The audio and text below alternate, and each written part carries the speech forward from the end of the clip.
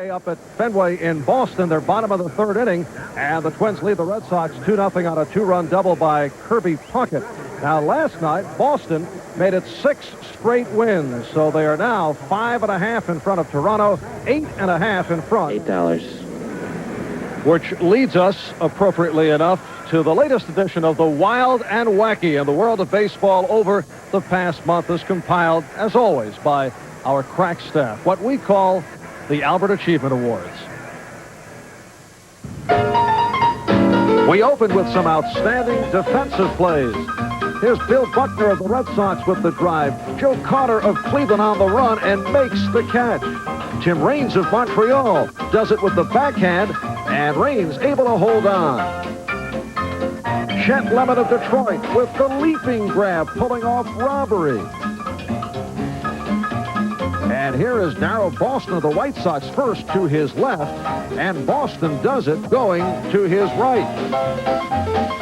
At a minor league game in Denver, Omaha pitcher Keith Cato about to throw to the plate, but watch this. The sprinkler system goes off by accident. The players can't believe it. An unscheduled shower at Mile High Stadium in Denver. This a month of lack of concentration. Cliff Johnson of Toronto taking the pitch outside, so trots down to first with great confidence. One problem, that was only ball 3. Come on back, Cliff.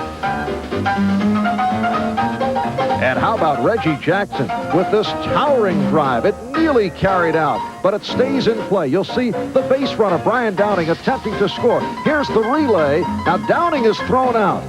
Back to Reggie, who figures inning over, third out. Wrong, an embarrassing moment. That was only out number 2, and Jackson in trouble, and he's retired in the rundown. He doubled into a double play. Some intriguing throws the past month. Off the blue pit that falls in between Glenn Braggs and Ernest Riles. Base hit, watch the left fielder. Braggs at Milwaukee, return throw, guns it a bit off the mark. Double play ball. Keep your eye on the Houston second baseman, Bill Dorn. He goes off the helmet of Manny Trio, and the ball carries over the dugout. Trio able to score. We close with some special moments. What's John Kruk of the Padres doing? Looking for the proper aroma? The batter, Kevin McReynolds of San Diego, with the foul back right through the hole of the TV camera location. Off the fly ball. Watch the catch by Len Dykstra of the Mets. Loses his glove, but the ball stays in the glove. Dykstra says that's an out. The rules say no, it isn't. In contrast, this is an out. An extraordinary play. Rookie pitcher Terry Mulholland of the Giants with the ball stuck in the webbing, so throws the glove and ball to first to get Keith Hernandez.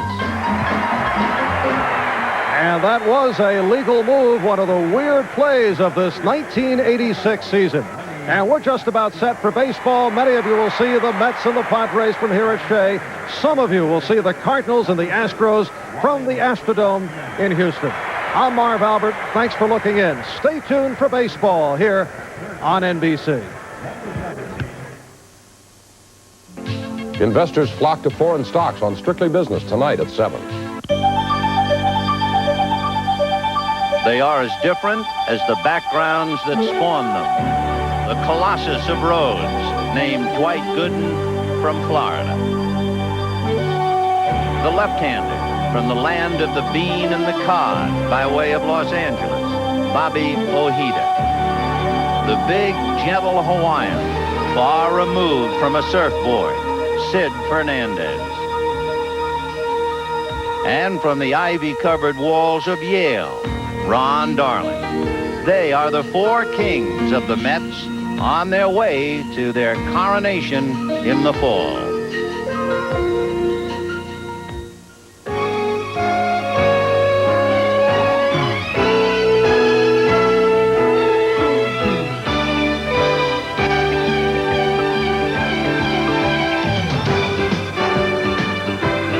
The National Broadcasting Company, now in its 6th decade of bringing you baseball's memories.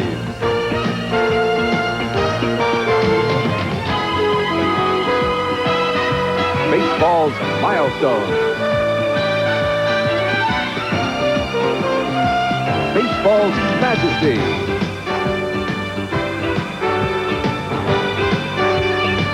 And baseball's magical moments. NBC Sports proudly presents the Major League Baseball Game of the Week. Today from Shea Stadium, it's the San Diego Padres versus the New York Mets. The Game of the Week is brought to you by Ford and your local Ford dealer. Have you driven a Ford lately? By IBM and the growing family of IBM personal computers. By Certainty, manufacturer of America's finest quality of home insulation. And by Miller Lite. For great taste, there is only one light beer. Hi, everybody. I'm Vin Scully, along with Joe Garagiola. Welcome to Shea Stadium in New York, where Andy Hawkins will go for San Diego, Ron Darling for the New York Mets.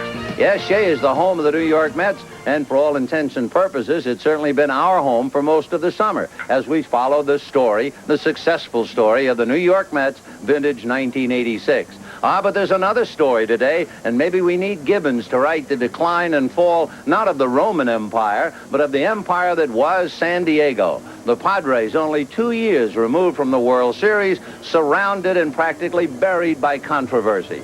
And certainly one of the questions that arises out of the ashes of '86, how can you lead the league in hitting with controversy swirling around your ears every day? That's a question for Tony Gwynn to answer, and to ask it and find out a little bit more, let's go to Joe. Okay, Ben. Tony, how do you manage to have the kind of year you're having with all the turmoil that surround your ball club? Well, it's a business, Joe. You have to go out there and produce year in and year out, and that's how I go about it.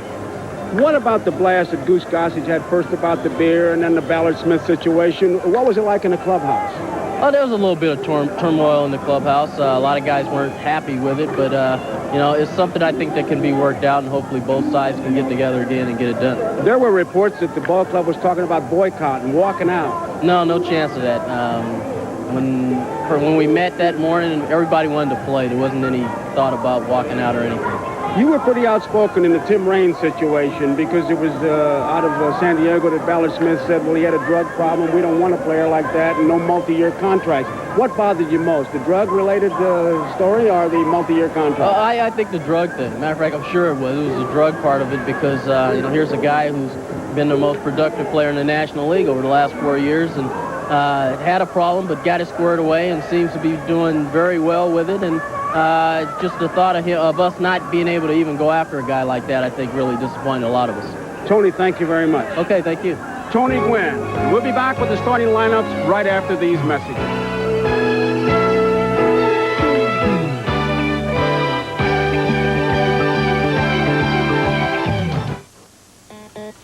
Hey, did you guys see who's playing tonight? Oh, wow, they're fantastic. But we gotta go out with Mom and Dad. Yeah, but those guys are outrageous. I'd love to see them, but... Hey, why don't we bring them? Great idea. Bring them. Great game. Thanks, kids. No problem getting them to take us to the next baseball game. Major League Baseball, a family tradition. The preceding message was furnished by Major League Baseball. On a beautiful day in New York, here's the way San Diego stacks up offensively. Leading off at second base, Tim Flannery, followed by the league's leading hitter, Tony Gwynn. Out of West Virginia, the left fielder, John Kruk. And in center field, Kevin McReynolds. At first base, Steve Garvey. And behind the plate, Terry Kennedy. Greg Nettles returns to New York. He has long since left the Yankee pinstripes. Templeton will be the shortstop and the pitcher, Andy Hawkins. Defensively, it's Wilson in left field, Dykstra and Strawberry. You know what that outfield can do. Dykstra covers a lot of ground. Knight's the third baseman. Elster, a youngster they brought up so they can get him ready for postseason play should they need him. They maneuvered a little bit with the pitching staff, which we'll go into a little bit later. Backman, Hernandez, Carter's behind the plate, and Ron Darling. And Darling seems to be Dave Johnson's target. He doesn't want him to nibble, Vin, just throw strikes. Well, he has been doing that of late. He is 12-5, a good ERA. No record with the Mets, 3-0 lifetime. And Tim Flannery starts it off and takes ball one. Flannery, the elder statesman, he leads San Diego in continuous service. He's the only player who has been with the Padres since the 70s, actually 1979. And Flannery, with an 11-game hitting streak, was the player representative of the San Diego Padres. But he said that as player rep, the grievances got to him, and that his grievances began to affect his play. He resigned as player representative, and Dave Dravecki, the left-hander, who was out with a sore elbow, is now the player rep. 1-2. Hit foul down the left field line, out of play.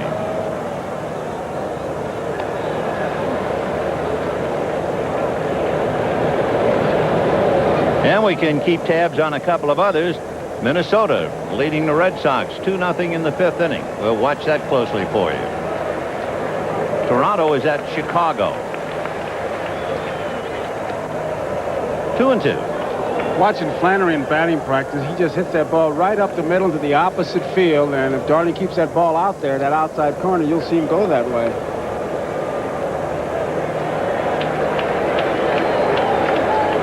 Fastball hit to straightaway center. Lenny Dykstra is there.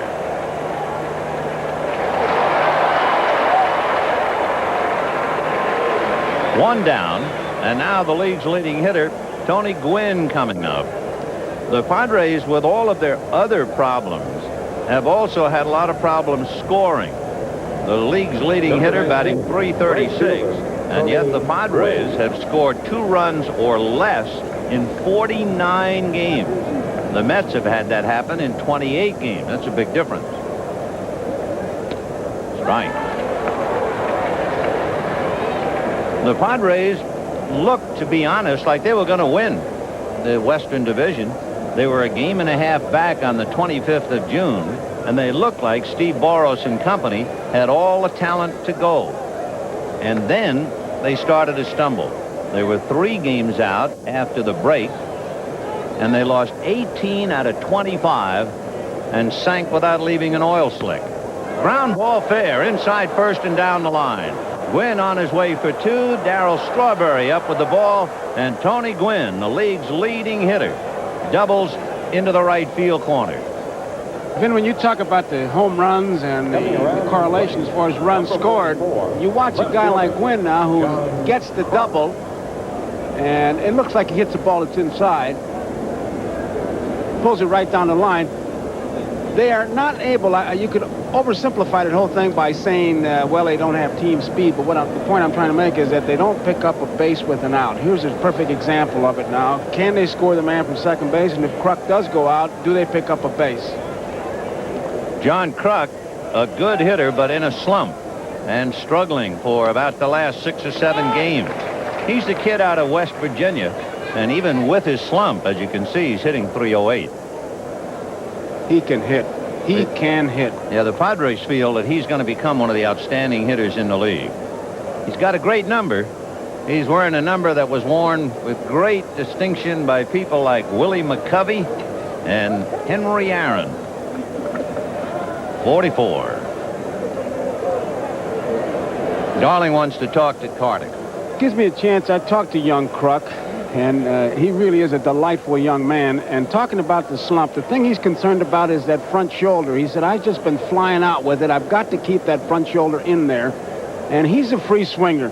In fact, I like his attitude. When somebody knocked him down, Bed Rosen, the other day, and he came up laughing and said, well, he didn't knock me down. He almost hit me in the head, but he didn't knock me down. You got to like that. When they got to Chicago, he looked out of the bus window at Lake Michigan, and he said, what ocean is that? 1-1. Strike 2, 0-2. Now they said to him, well, now you've been around the league. Yeah, he said, I know that Lake Michigan isn't the Mediterranean. So he's learning. Oh, I tell you, he's something. He can hit. He can hit, though. Kruk trying to pick up Gwynn at second base. 1 out in the first inning, no score. Got him. At that time at bat, he only took 1 swing. That's the sign of being in the slump. I mean, when he's hacking and whacking, he gets at least 3 swings. But he just took 1 swing. Watch that front shoulder. Does he let it out too soon? Stayed with it. Yeah, just didn't hit the ball. Just fooled by the pitch, and down he goes. So John Kruk learning his way in the big leagues. 2 down, and Kevin McReynolds the batter. McReynolds hitting .288. He's been a big RBI man of late for San Diego. Ball one. McReynolds with 21 home runs, 74 RBIs. Although there are a lot of people who feel somehow you got to light a fire under him. He's such a great talent. Those 21 home runs are career high for him. Strike. Not to belabor the point, Vin, but again, all that hitting and not scoring, Gwynn is still at second base and 1 out. Did not pick up the base with the out. Well, they're last. You know, in fact, that's a big battle going on in Southern California. The Dodgers and the Padres are tied for last.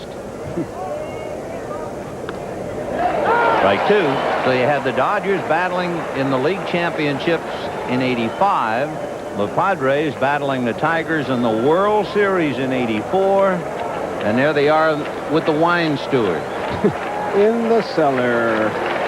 Steve Boros having a tough year with the Pods. 1 ball and 2 strikes to count to Kevin McReynolds. Darling's had as many as 12 strikeouts in a game.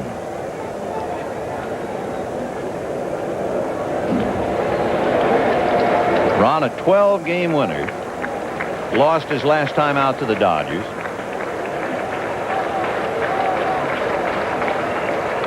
Foul ball. When statistics don't seem to tell the true story, Vin, and statistics will tell you most of the time what's happening, I look at 2 things. Number 1, picking up that base. Number 2, the outfield. Can they keep that double play in order? If they're not keeping it in order, you're in trouble. And that could be the case with these Padres. Darling going 1 and 2 to Kevin McReynolds. Fastball in the dirt. Nice save by Carter. 2 and 2.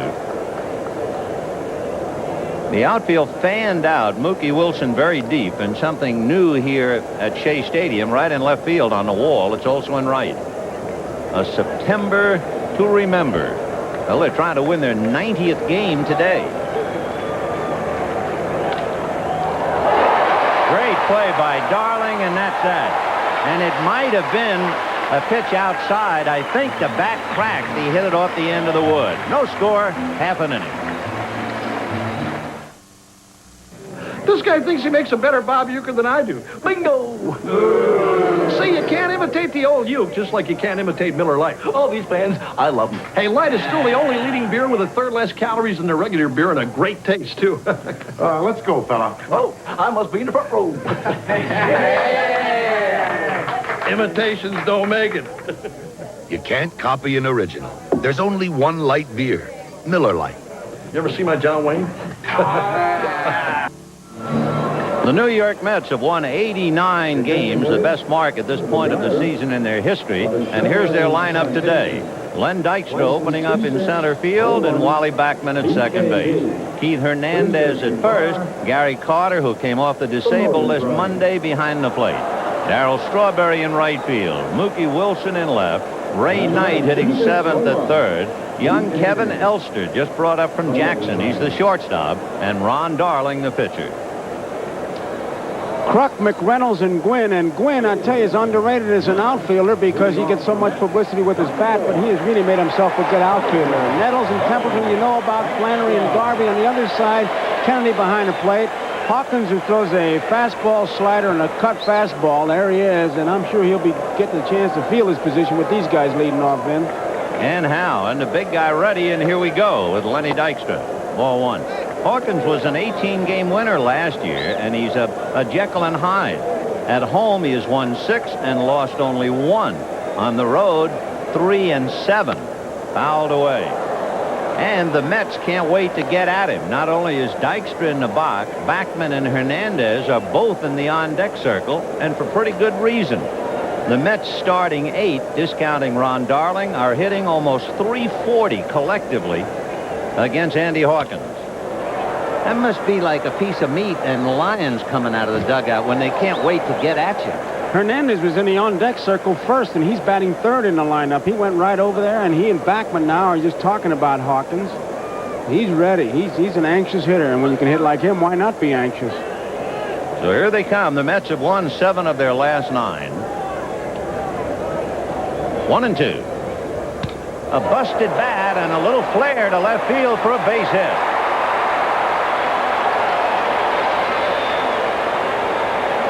When you're going good, you're going good. He broke his bat, flooped one in there, and I mean, it snapped right off in his hands. The bat ended up between first and second. Watch it. It looks like it's that cut fastball. Hits it off the end of the bat. Look at that bat fly out there. And now, of course, with Dykstra on, you got a possible steal. You got a hit-and-run situation. Lenny Dykstra, who was in the top 10 and hitting close to 300. And now we'll have Backman, Hernandez, and Carter trying to move him around. And Hawkins has to worry about Dykstra. He leads the Mets with 28 stolen bases. I think I'd pitch out on the first one just to let him know I'm thinking about it. Sure. Yeah, that tells me something.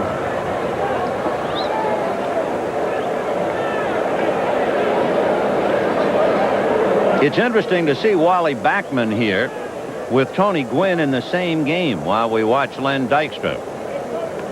Because Backman would have a chance at the batting crown. You need 502 plate appearances. Now, Wally Backman would have to average a little more than 4 plate appearances in the remaining 30 games to be eligible for the batting championship. And the question is, with the Mets breezing, would Davey Johnson try to play him against all comers? He is a switch hitter. Would you play him against all comers, hoping he could win the batting crown?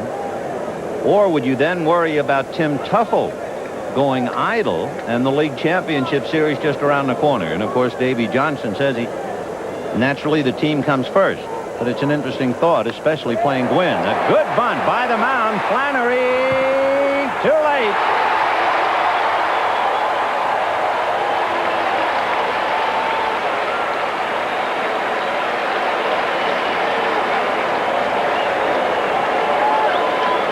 Flannery really makes a good play on this bunt.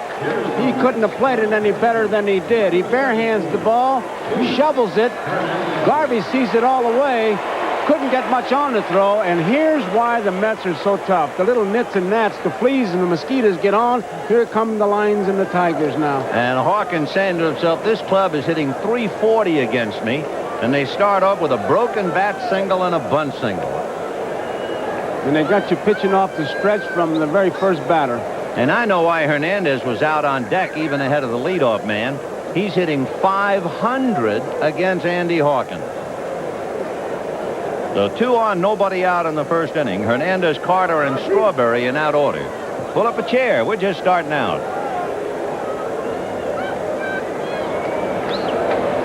Hernandez has hit in 18 of his last 20.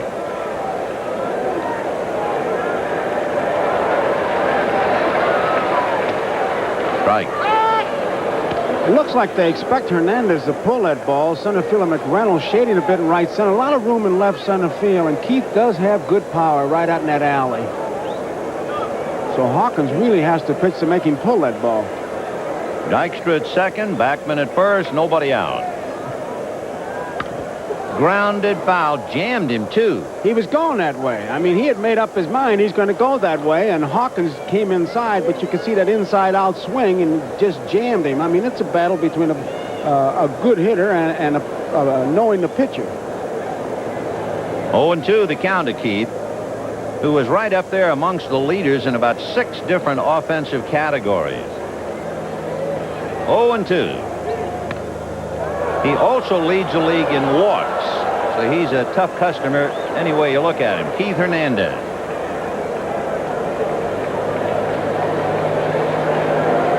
To go back for the last month, he's hitting about .380. Fouled away. You may have noticed on that last shot how Hernandez chucks those knuckles. It's a old baseball thing. Some hitters do it. They line up the knuckles, and if you feel that way, then do it. Watch, he'll check it with the... There's his swing, a classic swing, but as he gets in the box, that's what he'll do, is check them.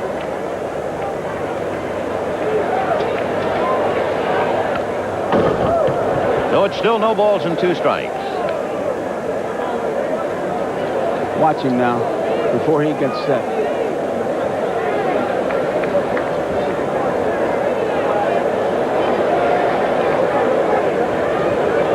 There he goes. 0-2 to Keith Hernandez. First inning, no score. Boy, he'd just wear you out. Oh, he's just a solid hitter. You get sick and tired of looking at him if you're the pitcher. How about the catcher?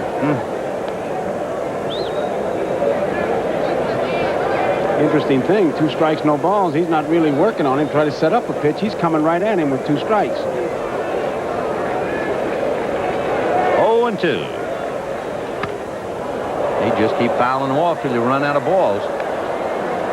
Boy, he must have been terrible on a sand lot. Oh, he wouldn't let him play all the time. No, not you. No, not you. Don't have enough balls. Hernandez has over 1,800 hits in his career. And he's thinking about trying to stay around for 3,000. He's 32 years old, and he said he went to Billy Williams. And he said, Billy, when did you really start to lose it? Williams said, when I was 37. So that encourages him. He figures, okay, I got at least 5 more years before I start to lose it. Foul ball. Of course, those guys, they hit 320, 330, and if they hit 305, they think they're losing it. Bad year, I'm losing it. You look at the Mets' home uniforms, they're going to have a change next year on the road. It's not going to say Mets on the 87 road uniform. It's going to say New York, but they don't want to be mixed up with the Yankees, the block lettering New York. So it's going to be in script. Time call by the plate umpire, Bob Engel.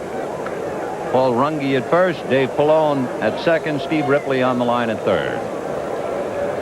And Andy Hawkins in a jam. Hernandez followed by Carter and Strawberry. He doesn't have that many pitches. He's got enough. What he's trying to do is shake him around.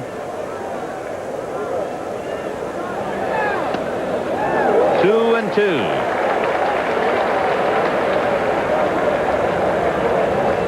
There they are. That's Carter. And Strawberry waiting back of him in the dugout. So Andy Hawkins, 6'3", close to 230. Strawberry is sizing him up. Changeup, and he drives it into left center, going over his crop to make the catch, and the runners will hold. A wide throw, third base kind of wide open. 3 men were more or less backing up, but still Dykstra had nowhere to go. That's the inexperience of young Kruk out there. If you're going to make the throw to either side of the base, at least aim for the infield side of it. He's trying to find out what's going on. Ball sail is what he's saying. So 1 away, 2 on, no score. And here's Gary Carter coming up. Gary on the disabled list with a bad thumb. He came off on Monday. And he has another opportunity for an RBI. He's been very consistent. 17 ribbies in his last 17 games. Ball 1. And that's where he stands in the league behind Big Dave Parker and then Mike Schmidt. Glenn Davis out for a while anyway with a problem in Houston. High pop fly back at second base. Templeton going out. Now the infield fly rule. 2 down. And Darryl Strawberry coming up as Carter has a big chance and lets it get away.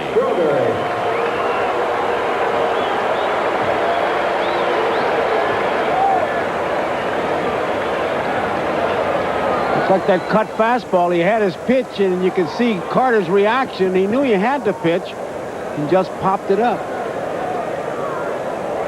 Darryl Strawberry, who is struggling, he's had just 3 hits in his last 25 at-bats. He's up there now with 2 on and 2 out, no score. First inning.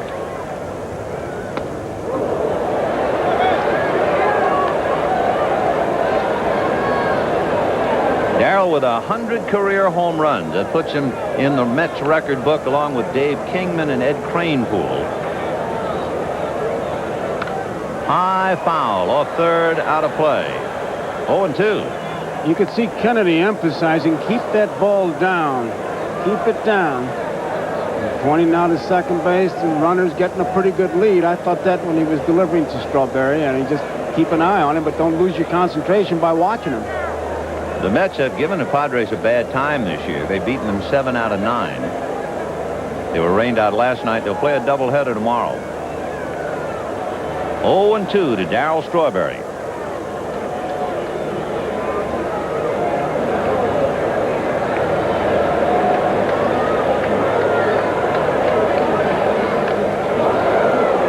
Still 0-2. In putting up those signs here, a September to remember. Naturally, they have a big date with Houston in the League Championship Series, it would appear. And the Mets have already received 800 media requests to cover the League Championship Series. 800. Busted bat, deflected by Hawkins to Flannery, who gets him. So 1-4-3 on the jam job. 2 base hits and 2 left, and at the end of an inning, no score. We're going to the second inning here at Shea Stadium in New York on a beautiful day. We told you that the Mets have given the Padres a bad time, winning 7 out of 9. Watch this. A base hit up the middle. That looks like it should score Gary Templeton. The throw comes to the plate. And Templeton is going to be out in a collision. Now Flannery, who hit the ball, rounds second, and he's going to go to third. And Flannery is out. So a base hit to center. 2 men are out at third and home, and the Mets won the game in 11 innings, 6-5. And that was despite the fact that Tony Gwynn in that game threw out 3 runners all by himself. When those kind of things happen, you know the other clubs really got your number. They've got it. Steve Garvey, followed by Terry Kennedy and then Greg Nettles. High drive into deep left field. Mookie Wilson back on the track at the wall. Gone upstairs.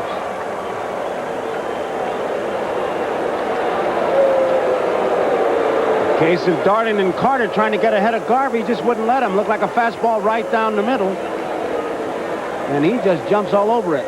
Well, Garvey is 21st home run, 75 RBIs, and it's the first time he has hit 20 home runs since he hit 26 for the Dodgers back in 1980.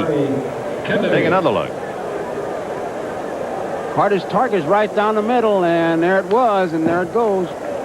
And now Terry Kennedy at the plate, and he fouls it back 0-1. Terry Kennedy has slumped badly in one particular area, as you see Garvey getting the applause in the dugout.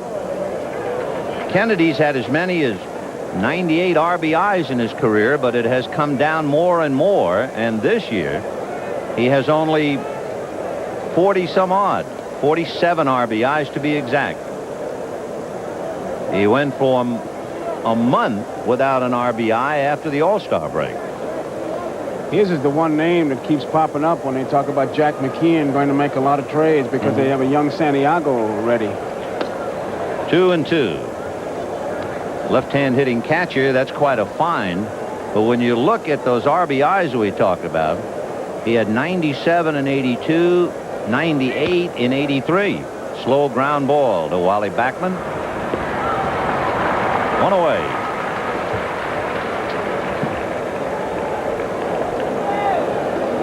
Number 9. Greg Nettles coming up, 1-0 in favor of the Padres. There is so much more to this game, of course. So much more, indeed, to the San Diego story than the final score. Padres leading 1-0 in the second, and here's Greg Nettles, former Yankee, of course, who had so many great years in New York. The Padres started, after all, 1984, they were in the World Series. But then in 85, they had Alan Wiggins and that problem, and that was the first wisp of smoke that something was going to happen to the organization. Since that time, there was the brouhaha, and no pun intended, about the banning of beer in the clubhouse. The front office publicly criticized players for not hustling. Line drive, base hit into left field. The front office announced it would only offer one-year contracts unless players agreed to accept drug testing clauses. Shortstop. club revealed that it had no interest in pursuing superstar free agent to be Tim Raines because of his past drug problem. Then there were the remarks of Goose Gossage that led to him being suspended without pay for the rest of the season for insubordination, etc. Now that, of course, will go into arbitration as soon as they have an arbiter. Gossage, who makes approximately $1.25 million a year, to be suspended without pay, and the rule says for no more than 30 days, you're still talking an awful lot of money. 1-1. Now back. One thing, however, again, if I understand his contract, Goose Gossage has his salary deferred through 2016. Really? Sounds like something out of Star Wars. 2016. 2016. 1-1 the count. 1-2. We're going to see it in our lifetime. There's going to have an old-timers game, and both teams will be on the payroll. Yeah, I can see what you mean. And I think the ultimate contract will be given to a superstar where the contract is so loaded with perks, he will hire somebody to play for him. That's my favorite contract. 1-2. Fouled away. We've got a couple of scores for you. And you see Minnesota leading the Red Sox 2-0 in the 7th. Toronto scoreless. Toronto 5.5 behind Boston as of this date. We'll be looking at Boston next week at Yankee Stadium. And then we're going to be right there covering the hand-to-hand battles with Boston and Toronto. 1-2. Fouled away. But you know, when you think about San Diego in the front office, this isn't the first time that they had headlines. Who could forget? Well, these kids wouldn't remember, but those of us around in 1974, the late Ray Kroc, who got on the public address system microphone at Jack Murphy Stadium and said, "I've got good news and bad news. The good news is this was an opening day game." Down goes Templeton. Good news and bad news. The good news is we have drawn more people to our opener than they drew in the opener of Los Angeles, and the crowd roared. And he said, the bad news is this is the stupidest baseball playing I've ever seen, because the Padres had Matty Alou doubled off first on a little foul ball to the first baseman. He had lost count. So if the owner can get on the PA system and rip, I guess this is just all part of it. And in his memory, his initials are on the Padre uniform. And while he was on the PA system, while he was ripping his ball club, for the only time in San Diego history, a streaker suddenly came out on the field and began running from one foul to the other. Base hit to right, going over to get it is Strawberry, and on his way to third is Nettles. So you have first and third. And Hawkins comes in with a single to right. Now batting. Well, they said as the streaker is running across the field, Kroc with the microphone is hollering, "Stop that man, stop him." And of course it's booming throughout the stadium. So that's the beginning of the San Diego Padres. So the fact they're in the headlines, hey, that's all part of it. But you know, the ball club before the game, and I must say, they were loose. I mean, when you have problems like the Dodgers, I think when you have to have clubhouse meetings because of players telling things to the press and behind another player's back, Guerrero's back, that's the kind of stuff that's really tough in the clubhouse, because you say, hey, if you got something to say, pal, tell me. The San Diego situation is really a battle between the front office and a particular player, but the guys seem to be loose. Well, why wouldn't you be where they are? 13 back. Looking at the schedule. 2 down in the second, and the Padres with a home run and a couple of singles have runners at first and third, and here's Tim Flannery. Strike. Flannery has an 11-game hitting streak. He flied to center in the first inning. That's a career high streak for him. He's the kid. He's famous forever and ever. He took his bride while in New York out to Coney Island or wherever to watch the sun set. Fly ball to straightaway center. And it'll be Lenny Dykstra to make the catch. They'd make good drives, wouldn't they? Tim Flannery and John Kruk trying to find Lake Michigan. The end of an inning and a half, 1-0 Padres. Oh, these trivia questions are tough. Okay, Boom Boom. What did Al Capone say when surrounded by the FBI? Heck it, Bob. He's right. I don't believe it. Name the English band that performed the first rock opera. Who? He's right again. Amazing. All right. What beer tastes so good it's the second largest selling beer in America? Miller Lite. Coming right up. He won the game. This game is easy. No question about it. There's only one light beer. Miller Lite. Sunday, the NFL plays here when the Browns battle the Bears. Before your team takes the field, our team hits the air. NFL 86.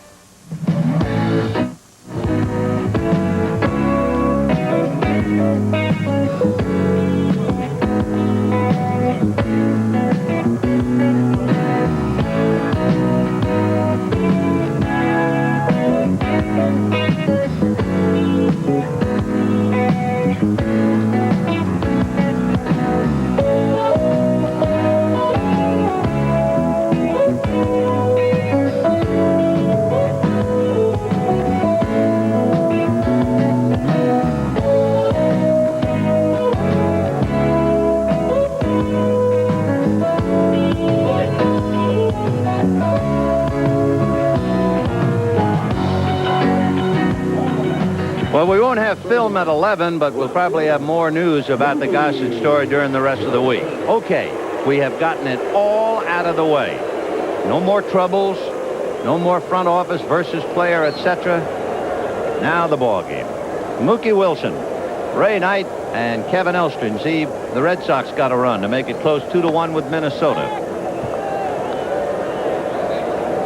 Mookie had a slight hamstring, but he's okay in playing.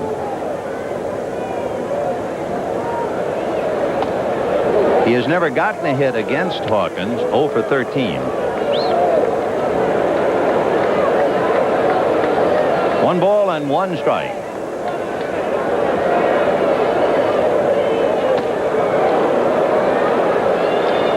One thing about this Met lineup, they have at least 3 fellas in the lineup, Dykstra, Backman, and Mookie Wilson, who, until there's 2 strikes, have Nettles playing in on the grass. With 2 strikes, obviously, he drops back. 2-2 to Mookie.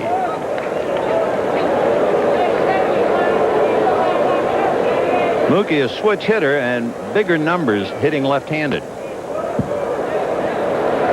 He joined us a little late. Steve Garvey hit his 21st home run leading off in the 2nd inning. They got a couple of more base hits, but that's all. Down in the bullpen, McDowell, Orozco, and Sisk playing little soccer. 2-2. Yeah, he's still looking for his first hit against Hawkins. Third baseman, number 22. Ray Knight coming up with 1 out. 2nd inning, 1-0 Padres.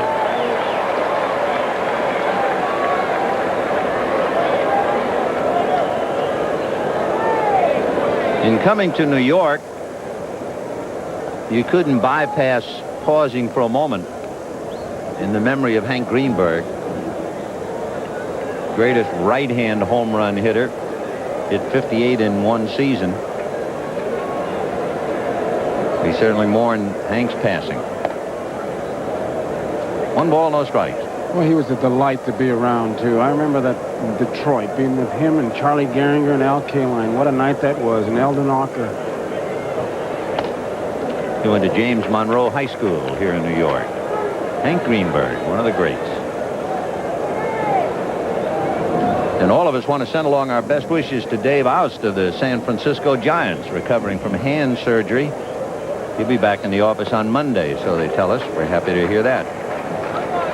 And I hope that the players took a page with that young catcher Hunt up at Montreal with the tobacco. Oh, the chewing tobacco?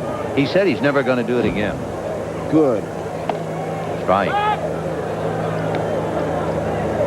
I got all over Lefferts before the game. Dykstra. That's the only fault I find with Dykstra, using that snuff. 3-1. Line drive right at Flannery. So Knight hits a bullet, but right at the second baseman. 2 down, and young Kevin Elster coming up. Shortstop, Kevin Elster made his major league debut 2 innings at shortstop on Tuesday against the Giants. Got his first major league hit in his first at-bat. It was an 8th inning single off Frank Williams. You remember your first big league at-bat? Sure. What happened? Popped up. Oh. But I got a hit in that game. Oh, did you? In Cincinnati. Did you pop up hard? Oh, it was drilled it. Yeah, okay. Hard ground ball, a 1-hopper to Nettles, and that takes care of Kevin. Lonnie Fry was the second baseman. He had to come in to catch him. We'll be right back after these messages from your local station. A great new television show. I may not always believe in the client, but I have to believe in the system. L.A. Law. Preview September 15th. Starting September 8th, watch Donahue at 4 on Channel 4. Looking at Bip Roberts, and you really got to like this little guy. First of all, he looks like the bat boy. He's always flitting around. He weighs 148 pounds, and Greg Booker said about him, hey, we got baked potatoes back in North Carolina bigger than you. But it doesn't bother him. He's talking to Deacon Jones, and he's one of those guys that tell me the players do it on the bench. He runs them crazy, asking questions, moving up and down. He's in the ball game, and here's somebody who's very much in the game. The league's leading hitter, Tony Gwynn. He doubled to right in the first inning. Off speed and low, ball 2. And Ray Knight really playing in. Gwynn leading the league, can still bunt. Fouled away. Interesting, we mentioned in that recent game with the Mets, he threw out 3 runners that night. He's tied for the league lead in assists with 14, along with Glenn Wilson of the Phillies. The one part of Tony Gwynn that's hard to believe is a statement he made where he said, quote, he would rather win a Gold Glove than a batting title this year. I find that kind of hard to believe. I do too. Fouled away. But I think the reason for that is he's worked so hard on his defense. He's out there all the time. I mean, he didn't wish himself to be a good defensive player, and I think what he's saying is give me a little bit of credit. Don't always talk about my hitting. I tell you, when we That's had that... terrific. You know, that's like saying to Rembrandt, or having Rembrandt say, look, I'm tired of talking about my painting. Talk about something else. Well, Gwynn doesn't want to talk about his hitting now. 1 away. Left fielder, John. He really took something off this pitch. It was a change of speed, and Gwynn really gets out in front of it. See, he kind of cut it, and he's way off stride. That's unusual for him. Well, that's 3 strikeouts for Ron Darling as Tony bites the dust. And the batter now will be John Kruk, who struck out in the first inning. He's a long way from home plate, this youngster, but watch when he strides as he checks that bat as he always does. He strides into that ball. Boy, it didn't take them long. How every week we talk about how they knock the lines out. They've already obliterated the batting boxes and the back lines. Look at that. And it's just the 3rd inning. I mean, why bother? Right. Boy, there was the perfect pitch, low and outside. 2-1 to John Kruk. Kid out of West Virginia. He's a big leaguer, though, Vin. He said, be sure to tell my mom hello, because my mom likes you guys. You tell her hello, so hello, Mom. 3-1. High slicing foul out of play. You know, he made a statement, I think we mentioned it once before, and it just shows you the pressure of some players. Here's a kid from a little town in West Virginia, and when he signed a professional contract and went out his first year, he was playing at Walla Walla, Washington, and he said, it was the only time in my life I went somewhere where I didn't know anybody. He knows somebody there. Base hit to left field. So John Kruk, a base hit to left. It's 1-0 Padres. They have 5 hits against Ron Darling. And the batter will be Kevin McReynolds, who has a little 4-game hitting streak.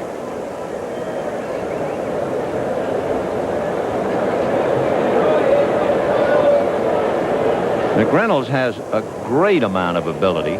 He's one of those kids you sit there and just wait for him to explode. In 1984, the year the Padres went into the series, He had 20 home runs and 75 RBIs. And remember, he was hurt and lost for the World Series. He's got the kind of ability, Vin, that places him in the category that I really don't like, and it's that category of he can be as good as he wants to be. Yeah. That's tough. He wants to be good. Everybody wants to be good.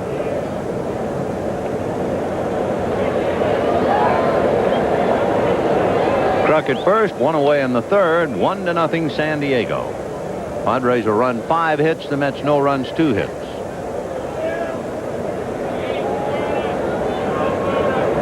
And there goes Kruk, and a hit-and-run drive into right center field. Dykstra on his horse, but this one is going to short hop the wall. John Kruk, under a full head of steam, coming to the plate, will score. And holding at second base, McReynolds with a double. And the Padres lead 2-0. Reynolds now has hit in 5 straight.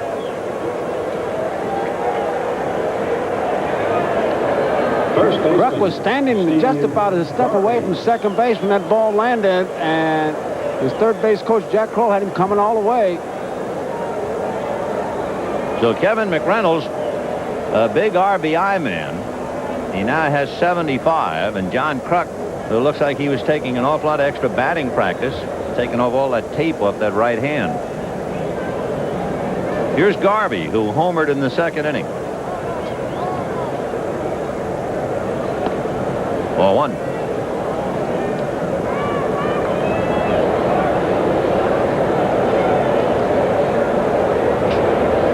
Ron Darling has allowed 2 runs and a half a dozen hits, and we're only in the third inning.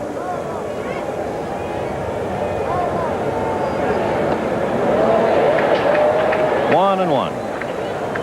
Garvey's one of those hitters that when he waves that bat preliminary to swinging, you check his head. If you were a catcher, you would think he's trying to sneak a peek. Watch him now.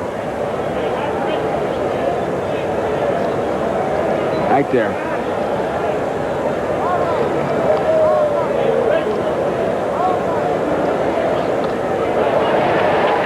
One and two, the count. Garvey, of course, had his streak snapped. He has started another one. He's played in 305 straight.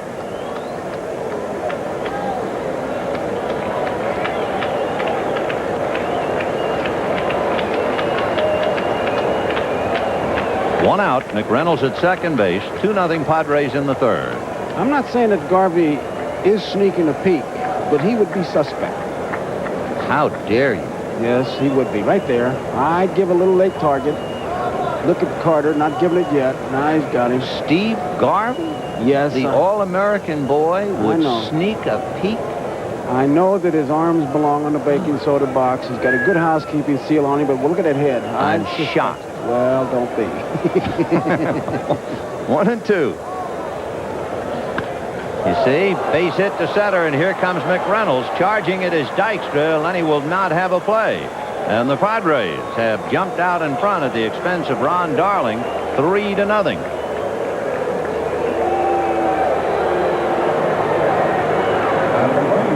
Catcher Terry Kennedy.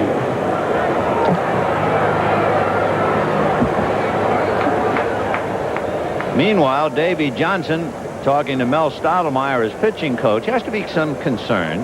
Darling has not gone more than 7 innings in his last 6 starts. The Mets naturally pride themselves on their starting pitchers. But of course, they do know they have a very strong bullpen.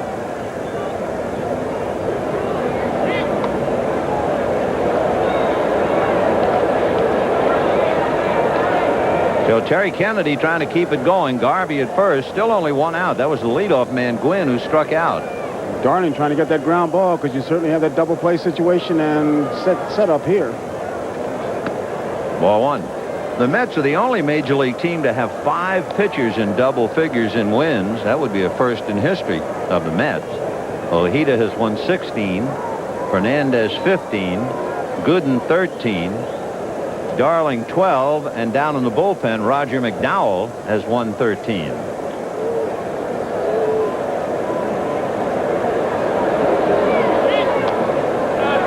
And in talking about McDowell, the other side of the coin in the bullpen is Jesse Orozco.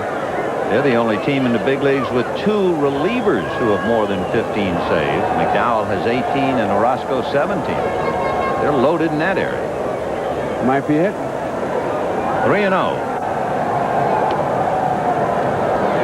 So Darling's problems continue. He has given up 2 singles, a double, and a walk, and Mel Stottlemyre out to the mound to talk to him. I had the feeling Kennedy would have been turned loose because he really did a double take at Kroll. He got the first sign and then gave him a little indication he wasn't sure, and Kroll went through it again, so he was hitting 3-0, and Darling trying to nibble loses him, and now you have to be careful with Nettles up there, who has good power, and that first pitch, he could jump on it should Darling just say, hey, I'm going to get ahead of him. So I'm sure Mel was trying to remind him of, give me some extra on this one. And if you remember, Nettles went the other way with Darling. He singled to left field. Graves always had good power.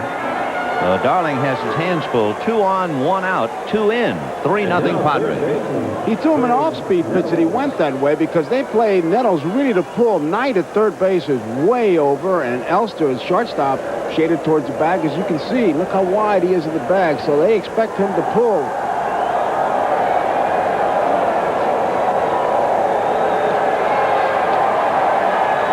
That'll cost a strike. In his heyday with the Yankees, Nettles, of course, was a big home run hitter. He hit as many as 37 back in 1977, and he's hit 20 or more in 11 of his 16 big league seasons. 0-1. Another strike. When you talk about speed on this Padres ball club, I think this situation is a pretty good indication of what they have with Garvey at second, Kennedy at first, and Nettles in the batter's box. I mean, that's not exactly a track meet. No way. Nettles just turned 42.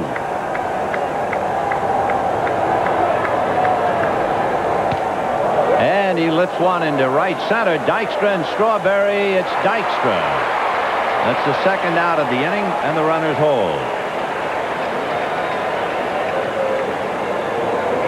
So 2 down, runners at first and second, and the batter will be Gary Templeton.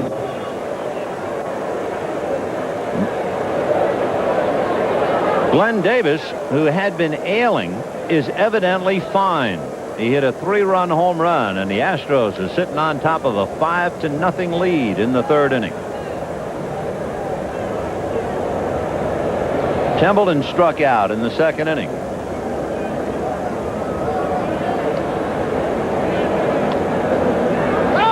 And 1 to count. So Darling going after the hitters. He went right after Nettles. First 2 pitches were strikes. Now he's on target against Templeton.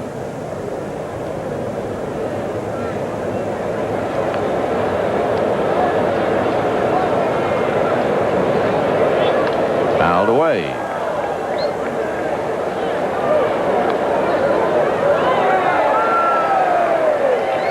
Padres 3 and the Mets nothing.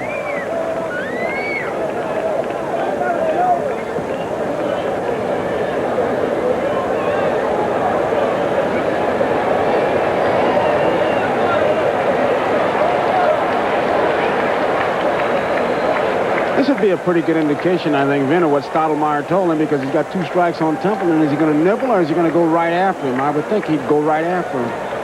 Templeton has been struggling this year. He's about 50 points under his lifetime batting average. He's not the same hitter. Doesn't mean he won't hit now. But, you know, he's hit and had over 200 hits twice in his career. His first full year with the Cardinals in '77, he hit 200 hits. And then 2 years later, he had 211 hits.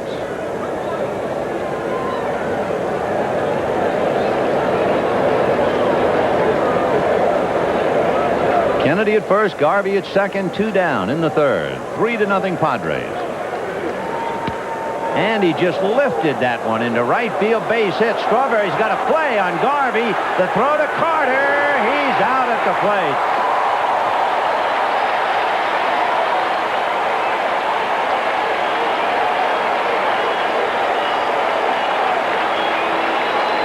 So without any speed, it wasn't close. He gives him a throw all the way on a fly, and I mean, it's a room service tag.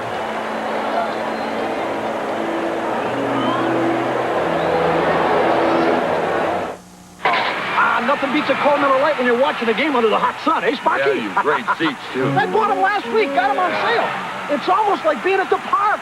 For the best taste under the sun, there's only one light beer, Miller Lite. Guys are murdered, though. But not every day is a gorgeous day in New York, so today's giveaway is reflected by the stands. Look at this. They were rained out yesterday, so a buck short and a day late, but it's here. I think it's Snapper Umbrella Day. Boy, that's quite a sight, though, to see all those umbrellas swirling around. How can they do that when you see a zephyr of a wind? In the 6th inning, 3-1 Padres.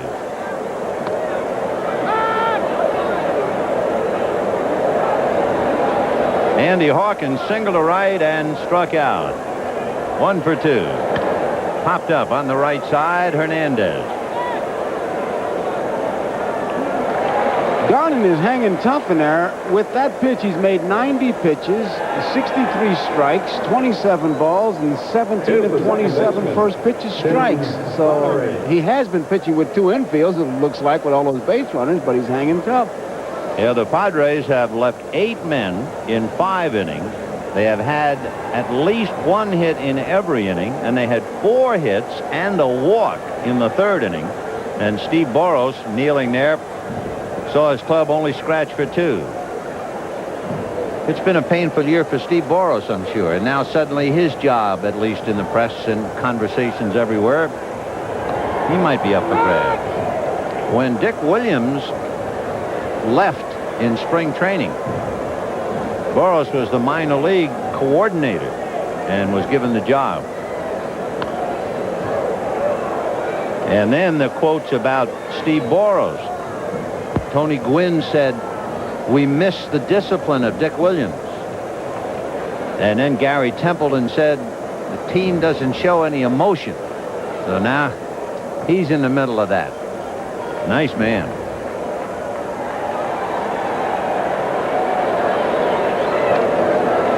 So somewhere, I guess, between Dick Williams and his authoritarian approach and Steve Boros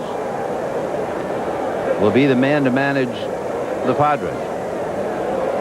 Maybe. You know whose name comes up? Oh, I tell you, the name comes up every single time. Have 4 letters in the name?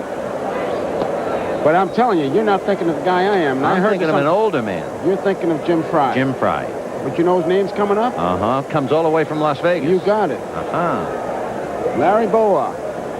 Well, whatever Steve Boros does, he'll do well. Of course, he's writing a novel, you know. He's managing a novel. That's it. I don't want to know the outcome yet, though. 3-1 in favor of San Diego. We're in the 6th inning.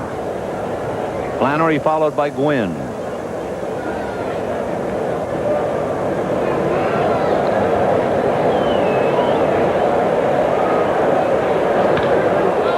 Fly ball to straightaway center.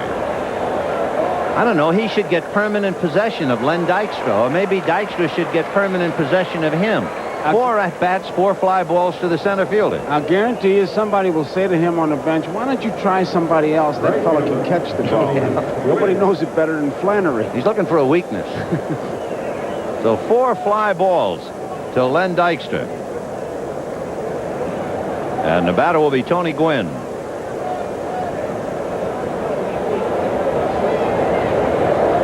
Tony Gwynn doubled to right, single to left, and struck out. 2 for 3. The league's leading hitter in the count 0-1.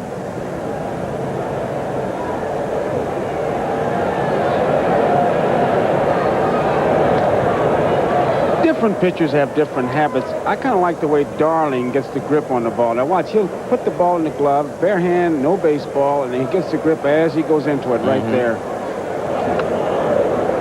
2-1 to count. Tough to steal anything when you do it that way.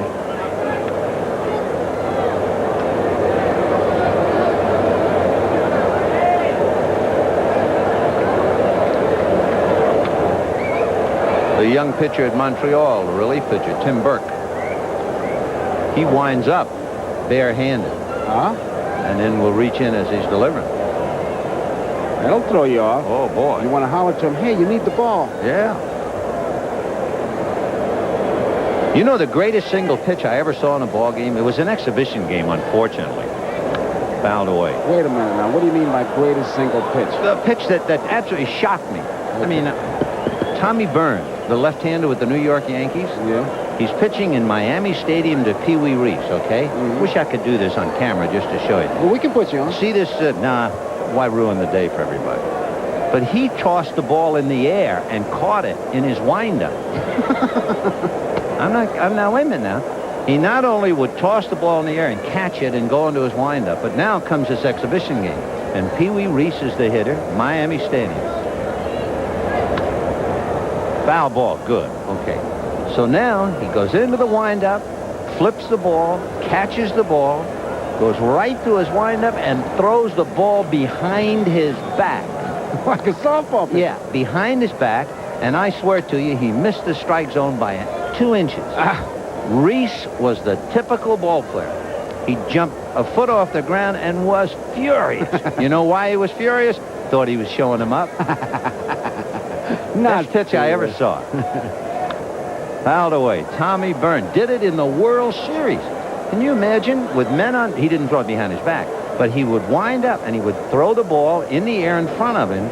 And as he started to bring his left hand down in the wind, he'd catch the ball and go into the windup. With men on base, everything. If he dropped the ball, it's a balk. You blow the whole game. That's great. Yeah. Drive into right center field, and Mr. Dykstra. Okay, they're out in order in the 6th. That's the first time the Padres have gone quietly, and it's still 3-1 San Diego. An American tradition continues. In 1978, it was dubbed the modern-day shot heard round the world. Bucky Dent's 3-run homer helped clinch one of baseball's greatest comeback seasons. Next Saturday, the intense rivalry continues as the Yankees host the Red Sox or the Reds meet the Dodgers. The tradition is here. The memories are waiting. Bottom of the 6th inning, 3-1 in favor of San Diego. Hernandez, Carter, and Strawberry coming up. Talking about strange things on a ball field, Tommy Burns and his unusual delivery. You might have seen this on the pregame show, but it's worth another look. A comebacker to Mulholland of the Giants. He can't get the ball out of the webbing of the glove, so he throws glove and ball to first in time for the out. A legitimate play. Why couldn't he get that ball out of there? Did he have some goo in there that stuck or something? I mean, I couldn't believe that. It was great reaction on his part at first base to make a basket catch because everything was coming at you. I never saw that. In fact, I was talking to Ellis Clary and Eddie Lyons, and neither one of them, they've been around baseball 120 years. None of them had ever seen that play. I'd sure like to see Mulholland's glove and see what kind of webbing there is, why it got in there the way it did. One of those gloves you could sweep 6 in. Something. So here's Hernandez now. Fly to left, double to right. It's 3-1 San Diego, bottom of the 6th inning.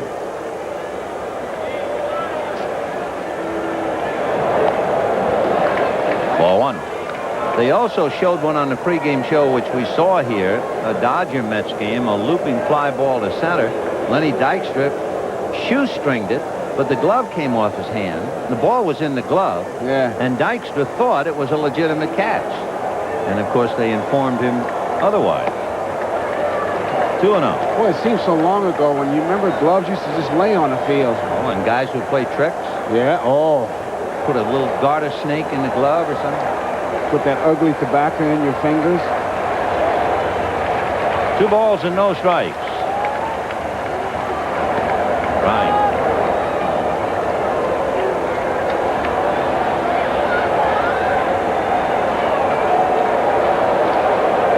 Padres scored a run in the 2nd on a home run by Garvey. They put together 4 hits and a walk for 2 runs in the 3rd and had Garvey thrown out at the plate. The Mets scored a run on a walk to Backman and a double by Hernandez. It's just an avalanche of beach balls coming out of the stands. Ground ball to the right side to Flannery. 1 away. The security people were trying to pick up the beach balls, and all of a sudden, dozens of them are showing up. We'd like to remind our viewers we'll be selecting the NBC Miller Lite Player of the Game at the conclusion of the ball game. I don't know. It's a modern-day phenomenon, but I can't see people at home. You're getting ready. One says to the other, "You going to the ball game?" "Yeah." "Okay, you got your pencil and your scorecard?" "Yep." "You got enough money to get a hot dog and a Coke or beer?" "Yep." "Sunglasses?" "Yep." "Beach ball?" "What?" Never used to be. "Bass fiddle?" Strike one. Carter popped a short, grounded a short, 0 for 2. Gary's coming up to an anniversary. On the 16th of September in 1974, he was just a kid with the Montreal Expos. He made his major league debut right here at Shea.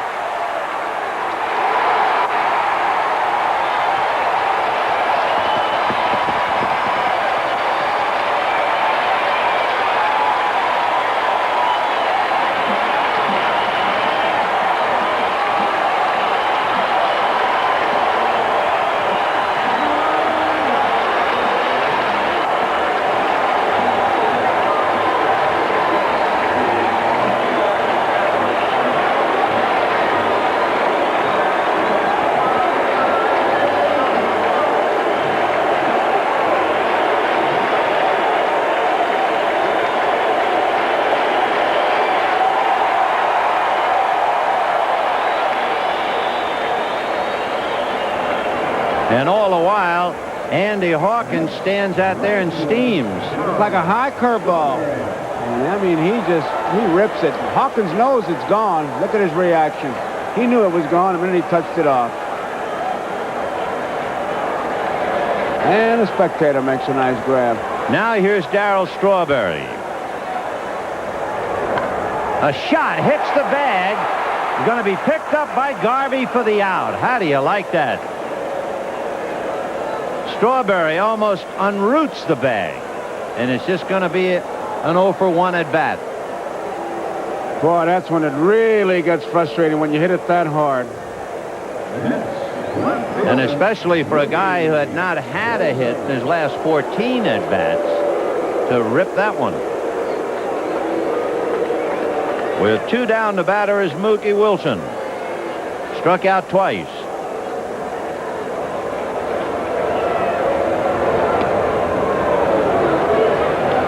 Sometimes on that last swing, it looks like Mookie is swinging and he's not even looking at the ball. He turned his head on that one. Yeah. He looked straight up, but it's the same spot. That fastball, the outside part. He looked that time, but that first swing, I know he wasn't looking at the ball. That backhand, his left hand comes off the bat when he completes that swing. Remember, Mookie hit Kennedy on top of the head. He held on to that one. He had a pretty good idea of what he wanted to do. It's a blind spot for him for some reason.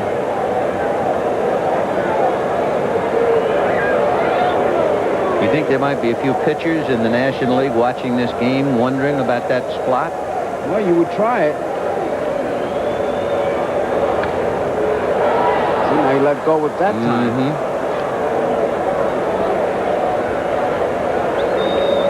This is a low sinker. Doesn't look like it's a strike, but with 2 strikes, he didn't have a good cut at that one. And he drives that one foul. Padres 3 and the Mets 2 in the 6th inning. You know, it's easy to sit up here and analyze and all that, but the 2 best swings he's had is when he's had both hands on the bat and had a real good cut at it, like he's laying back and waiting for that ball.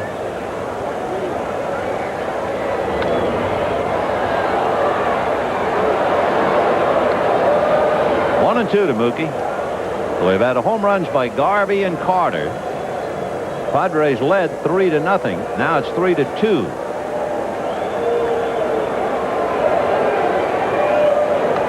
Two and 2. Mookie's hitting 5 of his last 6, but for a month he's hit about 330. Well, there you go again. Boy, that's something. He really eats him up, doesn't he? Struck him out 3 times. He still has yet to get a hit against Andy Hawkins in his career. We'll be right back after these messages from your local station. Tuesday, a 2-hour movie, Going Ape. A hilarious comedy that'll drive you bananas. Tony Danza, Jessica Walter, and Danny DeVito are Going Ape Tuesday. Keith Gordon tells about his new movie, Static, Monday on Live at 5. They once wrote on one of my bats, for display purposes only, no respect. Looky here, the rookie. His real name is Kruk, K-R-U-K. Look how they spelled it. No respect.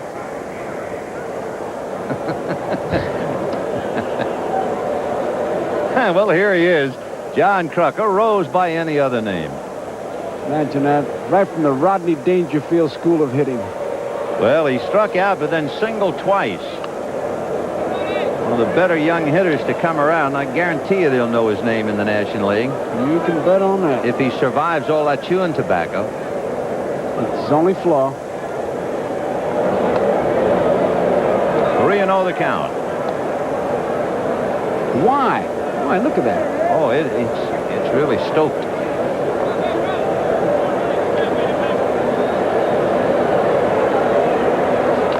Let him swing 3-0, and the count now 3-1.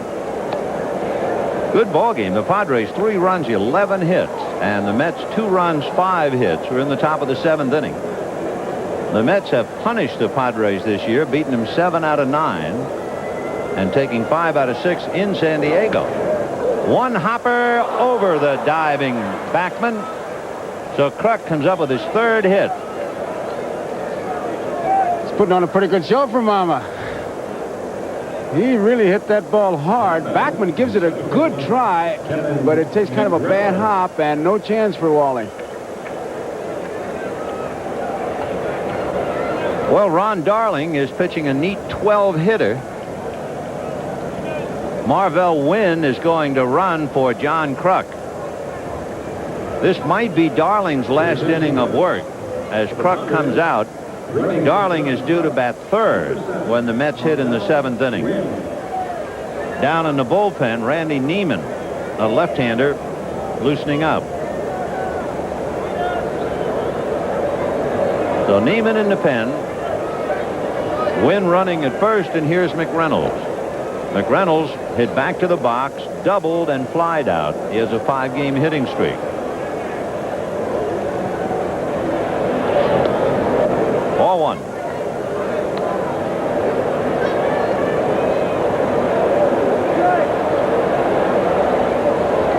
McReynolds doubled in Kruk in the 3rd inning. Wow, there's something in center field. It's the lights of a car or something. Fortunately, it will not affect the hitter. He's in shade. But where we are, it's blinding. Where the heck that came from? Boy, that was close. There's something out there in center field, and we are really targeted.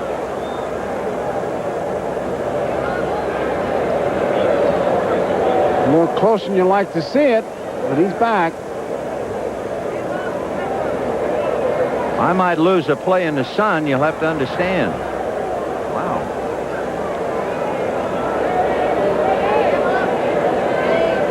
We'll have to call Jay Horowitz. He can do everything around here.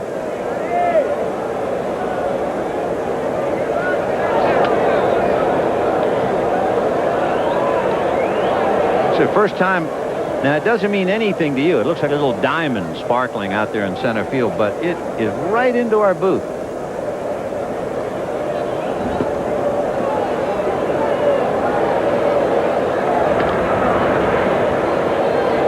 Well, guys lose balls in the sun. I'm liable to lose a player in the sun. Easy.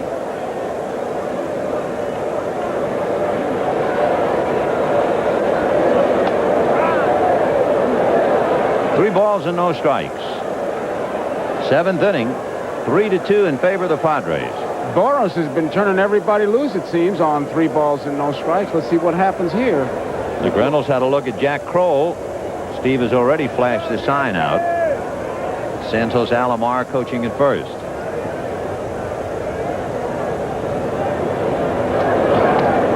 On the corner.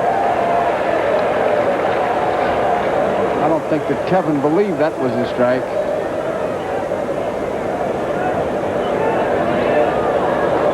You know he's hitting, what he'd like to know from the coach is Wynn running at first base.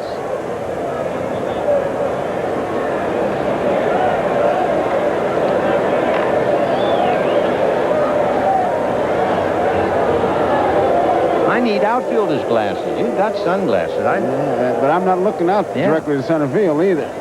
Boy. Yeah, it doesn't mean anything looking at it from that shot. 3-1. Another strike.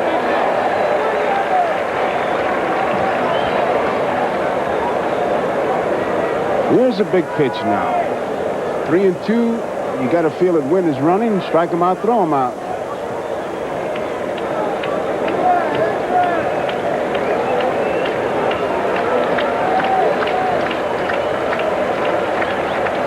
There goes Wynn. Shortstop covering and a little topper to the pitcher. So Darling makes the play. So McReynolds hits back to the box. Marvell Wynn goes to second, and with one out, Steve Garvey will be coming in. Garvey homered, singled, and struck out. First baseman. And was thrown out at the plate in the third inning. And, of course, that becomes a big play.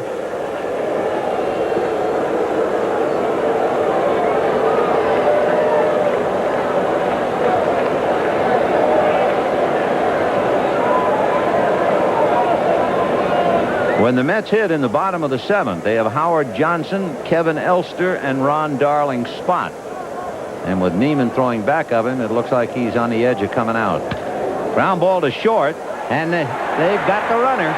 Elster to Backman, to Johnson, to Elster.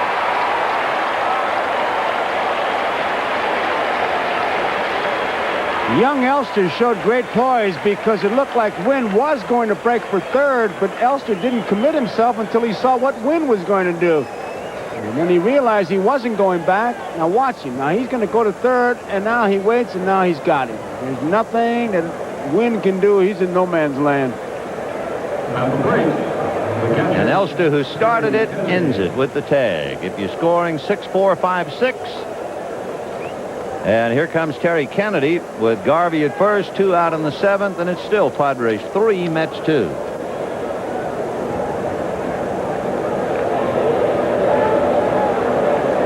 Kennedy grounded to second, walked and flied to center, 0 for 2. Ball 1. Toronto, Chicago still 1-0 there in the 8th inning. Detroit leading Oakland on a home run by Kirk Gibson, his 21st.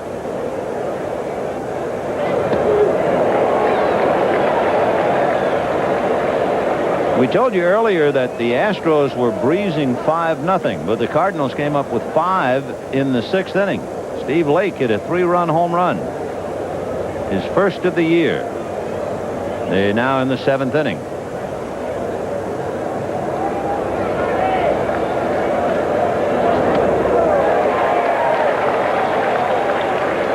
And 2 to Terry Kennedy.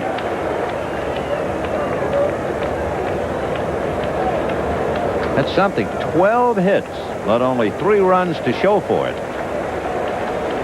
That's including a double. Well, 2 doubles and a home run.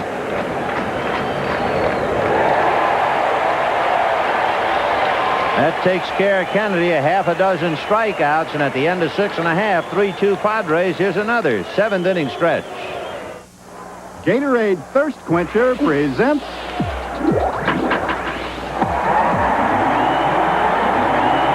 the 7th inning stretch. Gatorade is thirst aid for that deep down body thirst. Not always recognized for his defense, identify this 9-time Gold Glove winner who 7 times has won the home run crown in the National League. Mike Schmidt of the Philadelphia Phillies began the current season with 458 home runs and 7 home run titles. Not bad for a man who batted only .196 in his first full season. Throw in 2 MVP awards, 9 All-Star selections, and 1 game in which he hit 4 home runs, and you've got quite a career still going for the Phillies' Mike Schmidt.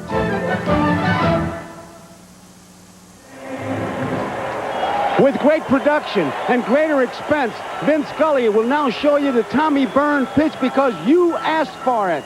Show me the pitch. What'd he do? All right, there it is. Now wait, show us the Pee Wee Reese one. Here's the Pee Wee Reese pitch.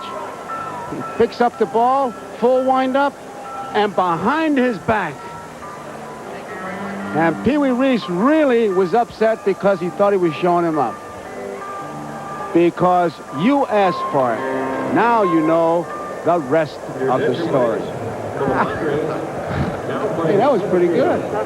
Not bad. Could you imagine though being up there at home plate and the guy do that to you? Well, I think that would have. I hope Tommy Byrne was watching it. Oh, Pee Wee was watching it. Mel Stottlemyre wouldn't like it if Ron Darling tried it, I'll tell you that. Marvell Wynn is now in center field. And Ron Darling looks like he's finished.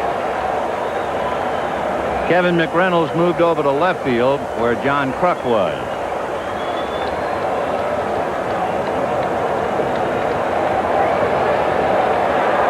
In the 7th inning, 3-2 San Diego. Howard Johnson.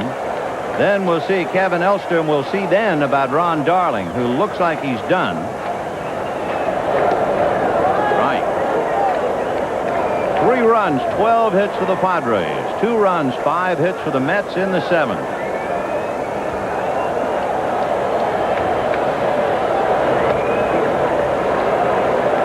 1-1. Ray Knight started, lined out and singled, and then Johnson ran for him. Strike 2.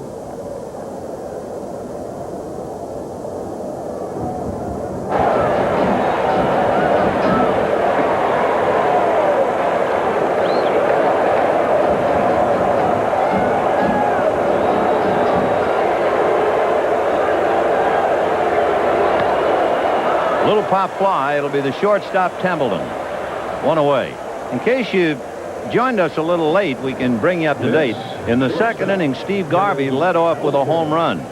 In the 3rd inning, with 1 out, Kruk singled, McReynolds doubled him in, and Garvey singled home McReynolds. It was 3-0 in favor of San Diego. In the bottom of the 3rd, Hernandez doubled in Backman, who had walked, and with 1 out in the 6th inning, Gary Carter homered. Well, you're up to date. 3-2 Padres, 1 out in the 7th.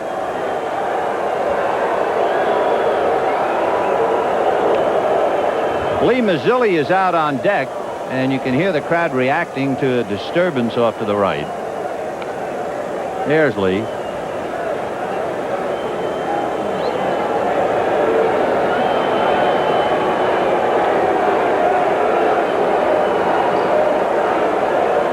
And the Cardinals, who picked up 5 to tie, have now taken the lead. 6-5 over Houston in the 7th inning. In there. Strike 2. Jesse Orozco is now throwing in the Mets bullpen. Kevin Elster, 0 for 2.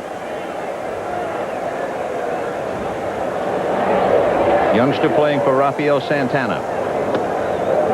4-1.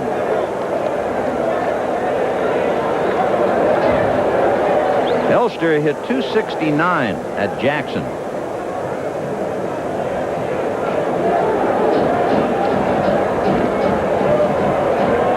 1-2. Hit foul down the right field line, out of play.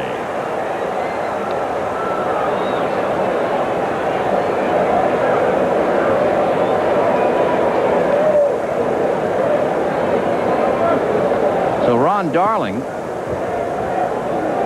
down 3-2 here in the 7th inning. It was kind of a gritty performance, allowing 12 hits but only 3 runs. Fastball got him. He just came inside and challenged him and blew him away. 4 strikeouts for Andy Hawkins, and Lee Mazzilli coming up.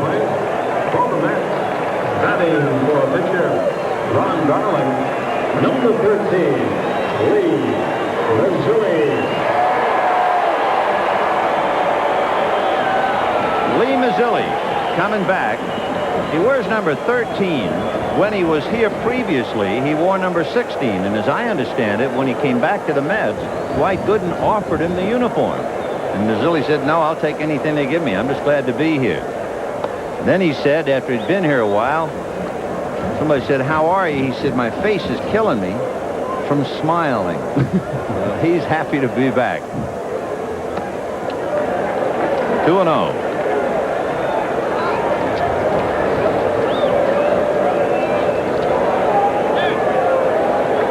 So Ron Darling allows 3 runs and 12 hits in 7 innings. And Mazzilli hits for him.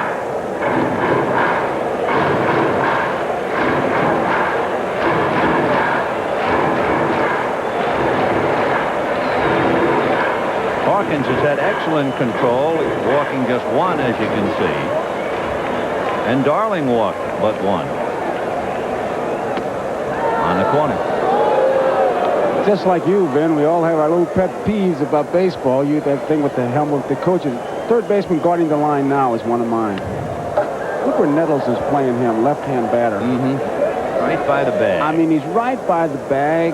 And, of course, if he hits it to his left, it's a single, they say. If he hits it to my right, it's a double. But what are chances of a left-hand hitter hitting one like that? But that's where they want him to play, and that's where he'll play.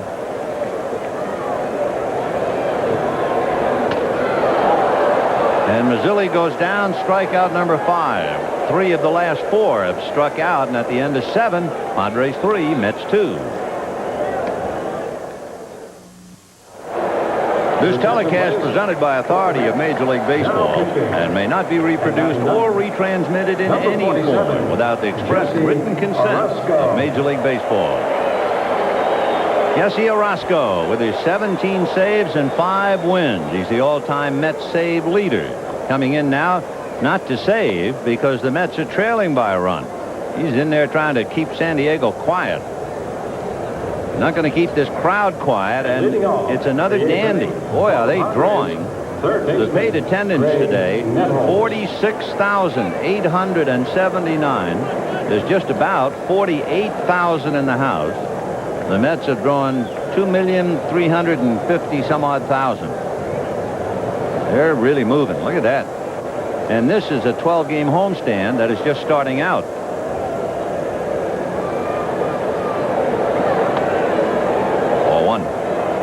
Greg Nettles, single to left, fly to center, single to right. So he's used the whole ballpark. 2 for 3.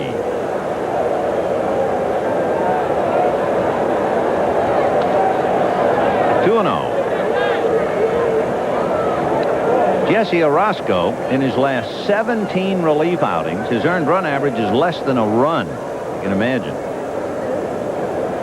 He just passed Tug McGraw on the all-time Mets list in saves.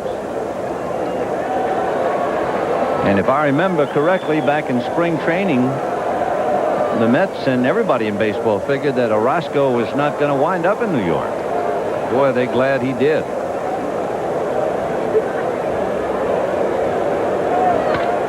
High drive into right center field and deep. Back goes to the wall as Dykstra. It's off the wall. He barehands the hop, but by that time, Nettles is into second base.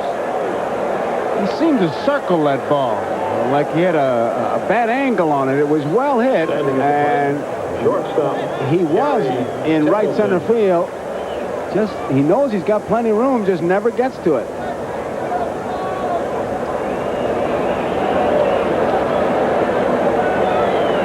Now we'll have a runner. It'll be Bip Roberts. So Leon Bip Roberts running for Nettles, leading off in the 8th inning.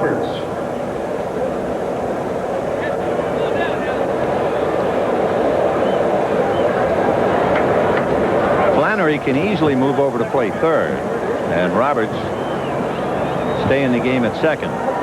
So Nettles has a big day. 2 singles and a long double to right center. And with nobody out, you have Templeton, Hawkins, and Flannery. And, of course, Templeton, the switch hitter, going the other way.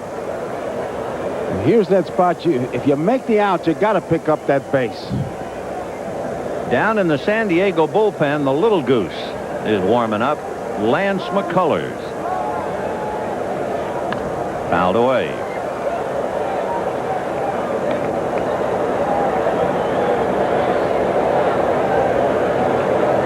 And now Stoddard is throwing down there. And McCullers, after moving around, sat down. 0-1 the count.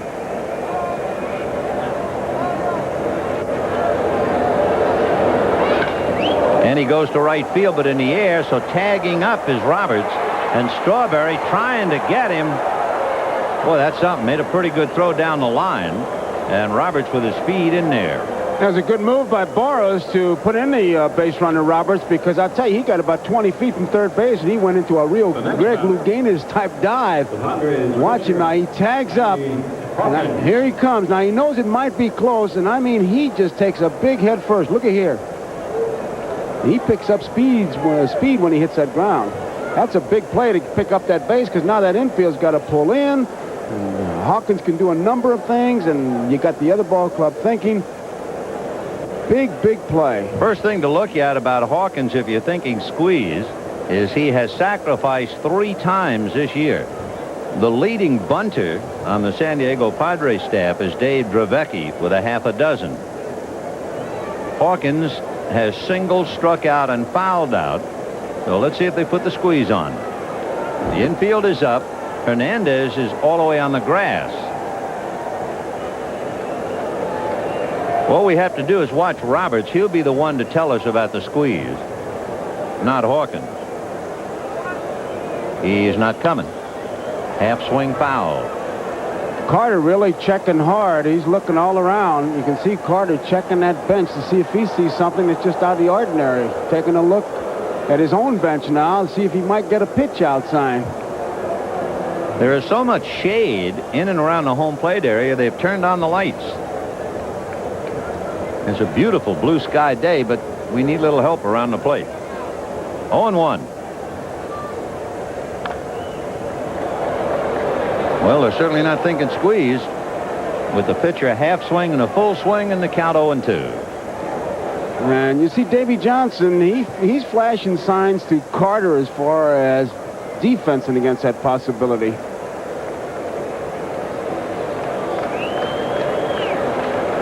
Three runs, 13 hits for the Padres. And Steve Boros must be frustrated. He probably feels he should be out in front 5-2.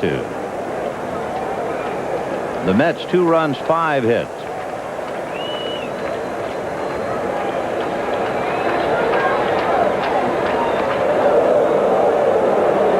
One and 2. Right now is when I'd be alive for anything, Ben. Even with 2 strikes, would you think squeeze? Yes, sir. I certainly would. I would not take for granted they wouldn't put a play on. You see Carter really taking a good look at Davy Johnson. He's looking all over the place, see if he sees anything different. Everybody's staring at Jack Kroll. Roberts was, Hawkins was, Carter was.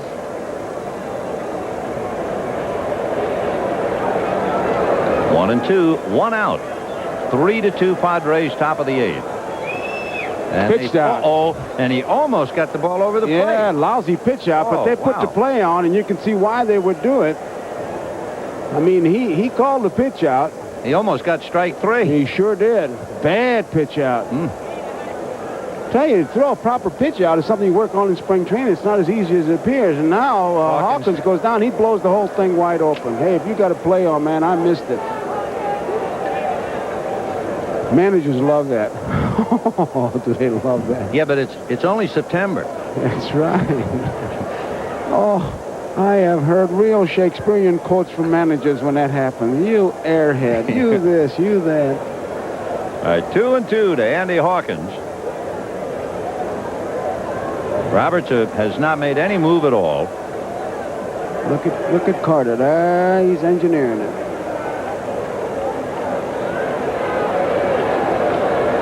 Roberts not coming. And there's a check swing foul down to Sandy Alomar. He motioned for young Elster to move more towards second base is what he did.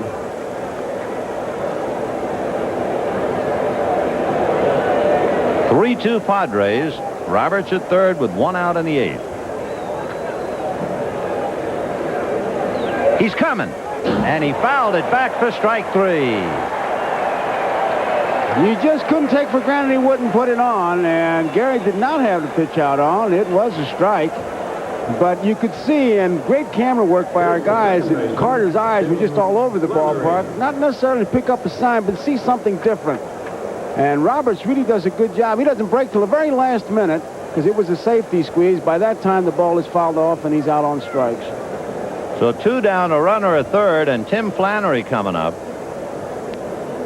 With an 11-game hitting streak, he has hit 4 fly balls to Len Dykstra. Now Carter gesturing to Mookie Wilson to come up a little in left field. According to the pattern, the left-hand pitcher, he'll hit to the opposite field and not deep.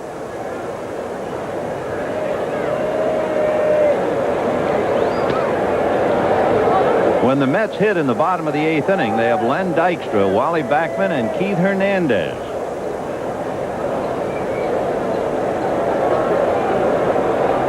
One ball and no strikes to count to Tim Flannery. Ball 2. Bring you up to date quickly.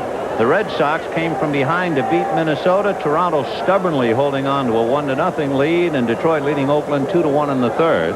St. Louis down 5-0, now leading Houston 6-5 in the 8th inning. Strike.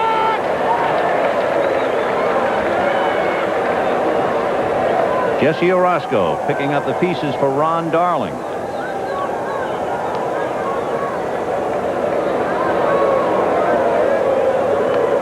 Fouled away. 2-2.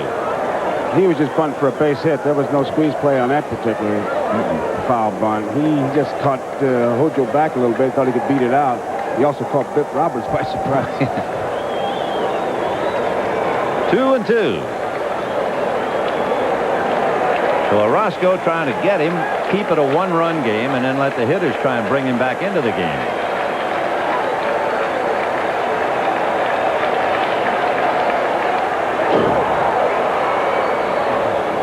Three runs, 13 hits for the Padres. The Padres retired an order only in the 6th inning. They've left 9 men in 7 innings, and they have a runner at third here in the 8th inning.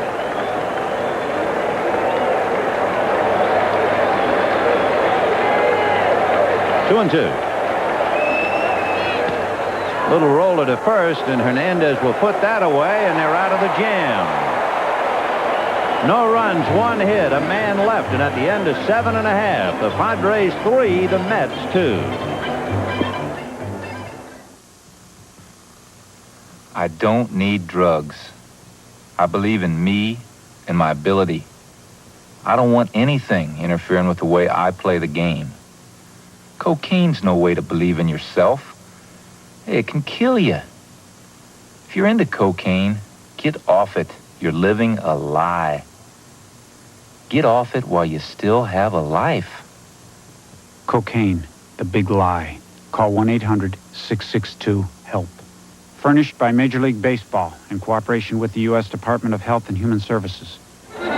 Always something going on at Shea Stadium. If they're not hanging K's for Gooden or Fernandez, they are hanging bunnies. You know how the magician pulls the rabbit out of the hat? Well, the Mets' magic number is 10. Any combination of Mets wins and or Philadelphia losses, and that's that. And the banners are here. For the Padres, now playing third base, number 3, Jerry Royster. $46,879 paid, almost $48,000 in the house, and they're seeing a dandy. Padres got out in front 3-0. The Mets got a run in the third, a run in the 6th, and we're in the bottom of the 8th inning with San Diego leading 3-2. But knowing all the while that they have squandered so many opportunities, the Padres have left 10. They have a new third baseman in Jerry Royster.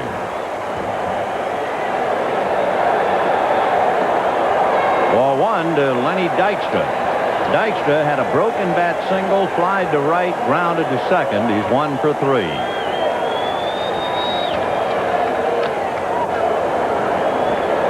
Should Hawkins get into trouble, they have him backed up. Right-hander Lance McCullers, left-hander Greg Lefferts in the pen. Ball 2. Toronto opening it up 4-0. Garth Ord's doubled with the bases loaded to drive in 3 and give them the comfortable 4-0 lead. Little fly ball slicing, coming in a hurry is Marvell Wynn, and he can't hold it. And on his way to second is Dykstra in there.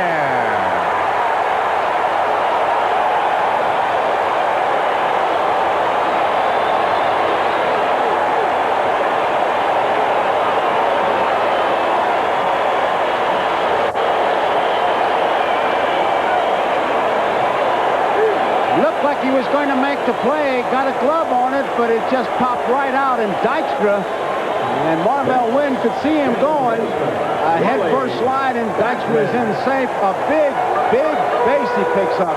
Here's the slide, head first. He's going to make it, and he picks up speed as he lands. And Boris is coming out now, maybe make a move in. He's got to make a move because you have the left-hand hitters Backman and Hernandez, and I think he'll want Lefferts. So here comes Greg Lefferts. So it is 3-2 Padres. The tying run at second. Nobody out. We'll be right back. The world's athletes are gathering in Rome. The IAAF Grand Prix Final. If it's special, it's on NBC Sports. Andy Hawkins went 7 innings plus, surrendered the double to Dykstra. He allowed a total of 6 hits, and as he talks to Deacon Jones, his game is very much up in the air because the tying run at second base belongs to him. So he could win it, or he could have nothing to do with it. He can't lose it. Greg Lefferts, a workhorse, leads the majors in appearances with 70.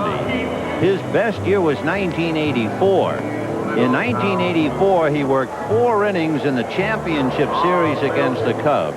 He worked 6 innings in the World Series against Detroit, and in 10 innings did not allow a run. And with Backman up there, they'll be looking for the bunt because championship ball clubs, they can move those men in those late innings. Nobody out, second base. Backman can handle that bat. Dykstra, by the way, leads the Mets in bunts. The only thing is, with 11 bunts, 9 of them batting left-handed. So let's see what he does from this side of the plate.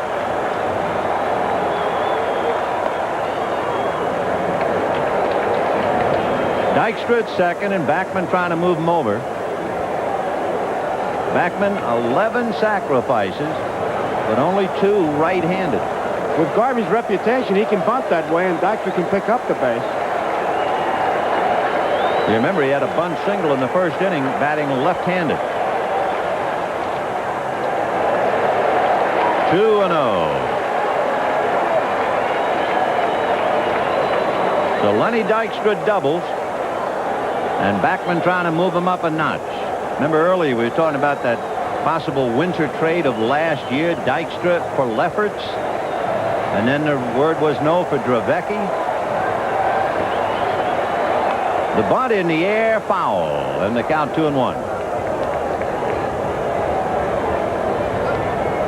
Royster at third base. There you see Davey flashing his signs. Royster at third base, not leaving his position. He's got to protect it against Dykstra because if he comes in too far, a stolen base threat at second base. And Backman just trying to get that ball down. There you see Royster. 2-1, the count to Wally Backman.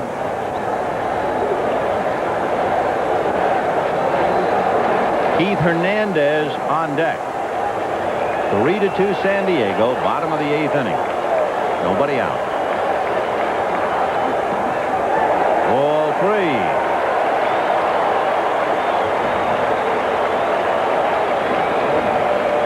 And of course Hawkins, all he can do now is wait. He gave it his best shot for 7 innings.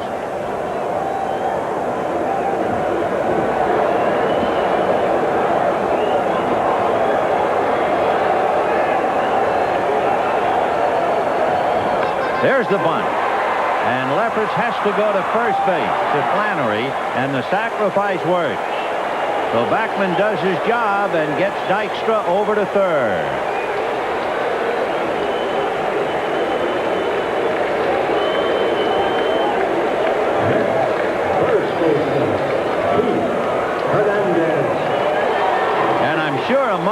other thoughts that Steve Boros has. Wouldn't he like to have that play in the third inning back where Garvey was thrown out at the plate? So the tying run is 90 feet away with one out, the infield up, and Lefferts will go head-to-head with Hernandez. Well, that little bunt really does the job. Pulls that infield way in against a tough hitter like Hernandez.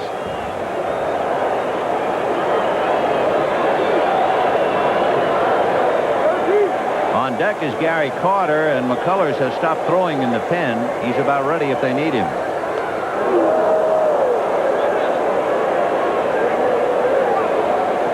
You don't see that too often. He was completely fooled on that pitch. It looked like a big breaking slow curveball. Off balance, reaches for it because he usually gets into it. He usually goes to the opposite field against the left-hand pitcher. No balls, one strike. 1-1. I tell you, that was a tough pitch. You can see that little path of sunshine behind the mound, and Lefferts sidearm. So 1 minute his left arm was in the sun, and then he came right out of that into the shade. That was a little mean. 1-1. And base hit into right field. Brand new ball game. One hand.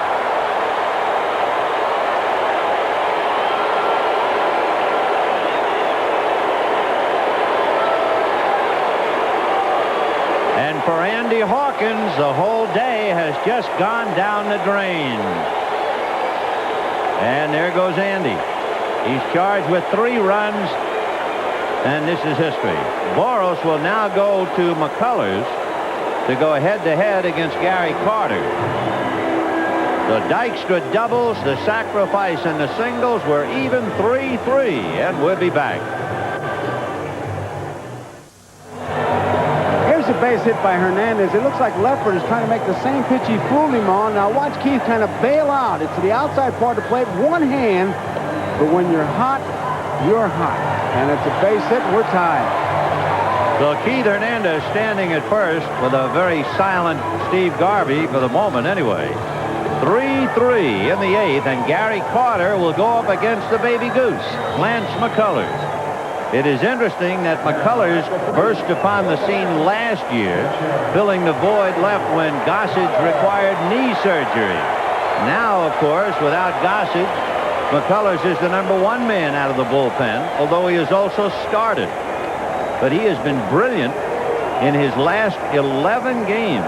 He went to the pen middle of August. He has won 2 without a loss. He has 2 saves and a half an earned run in 11. And got him. Picked off Keith Hernandez. And when you're cold, you're cold. Boy, I can't believe that. That is really man bites dog kind of story. Keith reacting very slowly, and boom, good throw, tags him, and he had him dead to rights. Garvey knew it. Look at his thumb. Garvey called the play.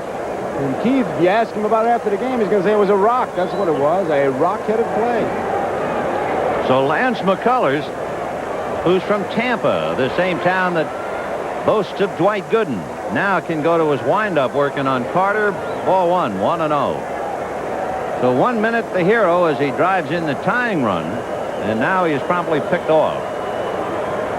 3-3 in the 8th inning. 1-1.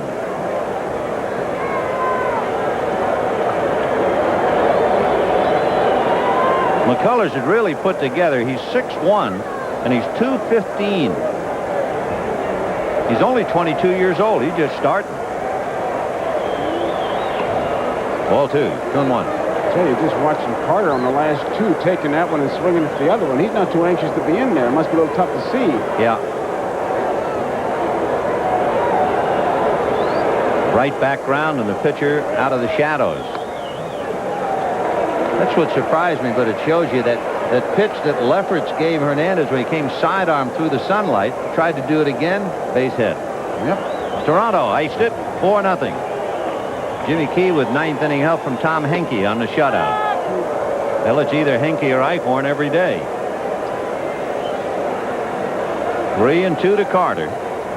2 out in the 8th, 3-3. When the Padres bat in the 9th, they have Tony Gwynn, Marvell Wynn, and then McReynolds. A drive to left field. Back to the wall goes McReynolds. Gone!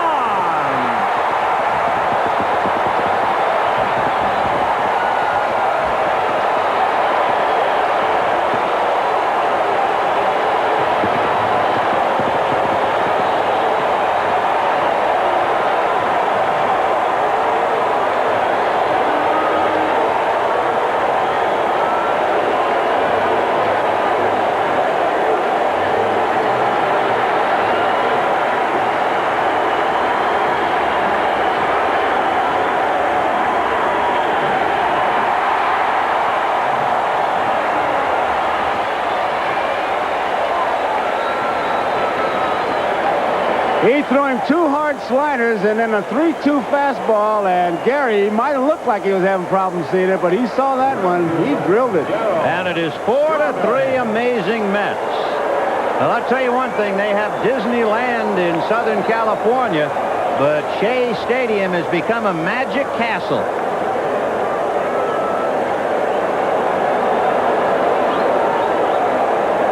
So true.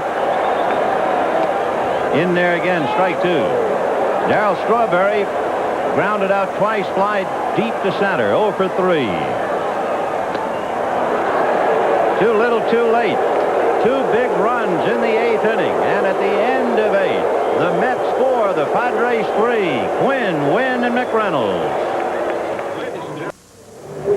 It looked like Gary Carter was having trouble seeing it, but watch where this fastball is, right down the middle. The best pitch he had to hit.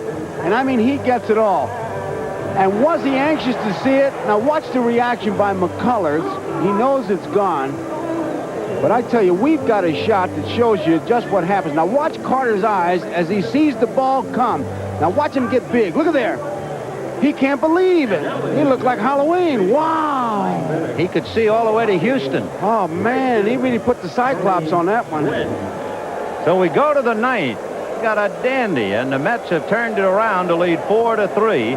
Tony Gwynn, Marvell Wynn, and Kevin McReynolds. Lance McCullers has to be heartbroken, trying to hold on to a tie and have it explode in his face. Orozco working on Tony Gwynn, who has a single and a double. 4-1. I'm going to vote for Miller Lite, most valuable player, the cameraman who got those eyes. Okay.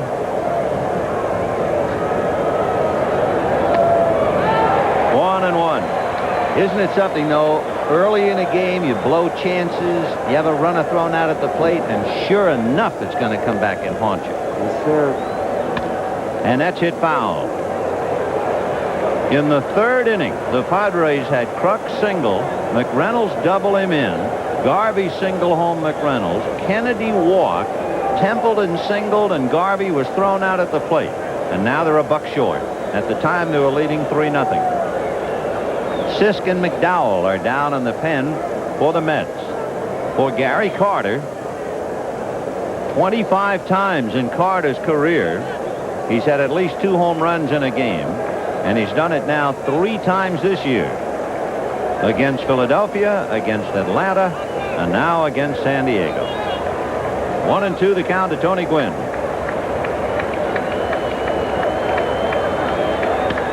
High fly ball into left field, but it's playable. Wilson is there.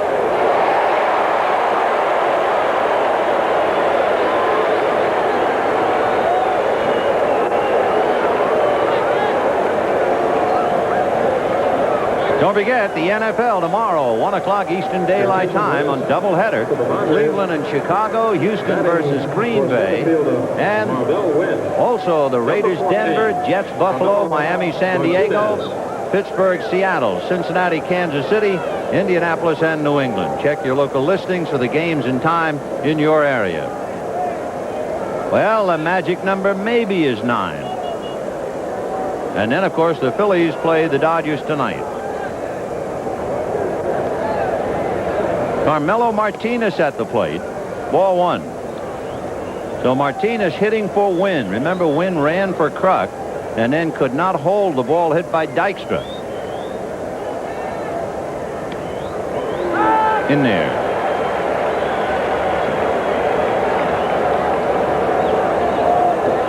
Jesse Orozco picked up the game when Darling and the Mets were losing 3-2, so he stands to be the winner. Fly ball to center field, Lenny Dykstra. You know, when they kept talking about most valuable player, when Gary was out of the lineup, they kept saying, well, look what they're doing without him. I kind of believe his most valuable player stock just went up a little bit today. 2 home runs for Carter in the 6th inning, and then to break the tie in the 8th inning. And with 2 out in the 9th inning, the Mets leading 4-3. The batter is Kevin McReynolds. McReynolds hit back to the box, doubled in a run, flied to left, hit back to the box. And in case you're counting, Dykstra has 7 putouts in center. A one-hopper, Elster from the grass. Got him. Thank you so much for being with us this afternoon. Enjoy the rest of the day, everybody. Keith Hernandez knocked in the tying run. Gary Carter hit 2 home runs, including the game-winning run. And the Mets roll on and on. They have won 90 games. The Mets 4 runs, 8 hits, no errors. For the Padres, 3 runs, 13 hits, and no errors. Hawkins, Lefferts, and McCullers. McCullers is the losing pitcher. Darling and Orozco is the winning pitcher. The Mets have now beaten the Padres 8 out of 10, and they did it before 48,000 at Shea Stadium. It's the sign of the good ball club, Ben. They just keep coming back, and of course, you go to Dykstra's play, Backman's little bunt's going to get lost in there, but that was a big play to get the guy over to third, and of course, the infield pulls in. Hernandez, even though he didn't get that real Hernandez typical swing in there, got enough of the ball to get the base hit, and then you get the home run. And the line score will jump out at you when you see the 13 hits for the Padres. You know a ball club that, without speed, can get the minimum out of so much. Only 3 runs on 13 hits. And when you talk about speed, it's not just stolen bases. It's going from first to third. It's scoring from second base on the base hit. It's scoring from first on the extra long base hit. And Padres just didn't have it. They did also leave 10 men on base. Well, Gary Carter is going to be our guest, so stay right with us. We'll be visiting with Gary Carter right after this. I'm Connie Chung. Tonight on NBC Nightly News, another terrorist attack. 2 gunmen, apparently on a suicide mission, sprayed machine gun fire at Jews praying in Turkey's largest synagogue. More than 20 people are killed. And the U.S. issues arrest warrants for the hijackers of the Pan Am jet in Pakistan. Details tonight. The Major League Baseball game of the week has been brought to you by Miller High Life. Miller made the American way since 1855. By Armor All. It's the finishing touch every time you wash your car. And by Yugo. Everybody needs a Yugo sometime. This week's NBC Miller Lite Player of the Game is Gary Carter. Miller Lite is happy to present a check for $1,000 in the name of Gary Carter to the National Multiple Sclerosis Society. We'll be visiting with Gary in a moment.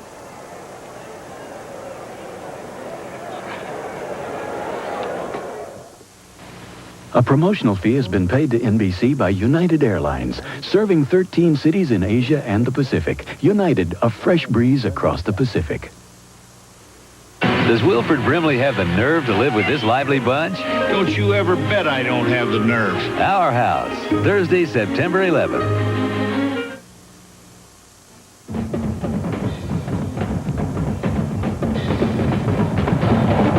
Whodunit, brought to you by Schick. The Heisman Trophy. It usually goes to someone from a college football powerhouse, but can you name the last Ivy League athlete to win the Heisman? Whodunit? Only 3 Ivy Leaguers have ever even won the Heisman. The last to do it in 1951. Princeton halfback Dick Kazmaier. The new Newlywed Game, weeknights at 7:30 on Channel 4. The New York Mets were down 3-0 to the San Diego Padres. They turned it around to win it 4-3, and our guest is Gary Carter. And let's backtrack a little bit.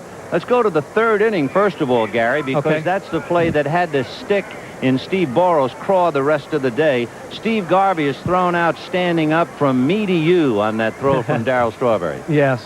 Well, in that situation, I think that he was just going to test Darrell's arm, but the ball was hit so sharply that I was a little bit surprised that, the third base coach sent him home. But, you got to take a chance in this game once in a while, but I guess that's what hurt them at that particular situation. Well, you had 2 outs and the pitcher coming up, so I guess it wasn't too much of a shock that they tried to send him in. No, that's the reason why I think that he sent him, and that's the only thing I can think of. But Darrell just made the perfect throw, and it was all Darrell on that play. It made it easy for me to make the tag.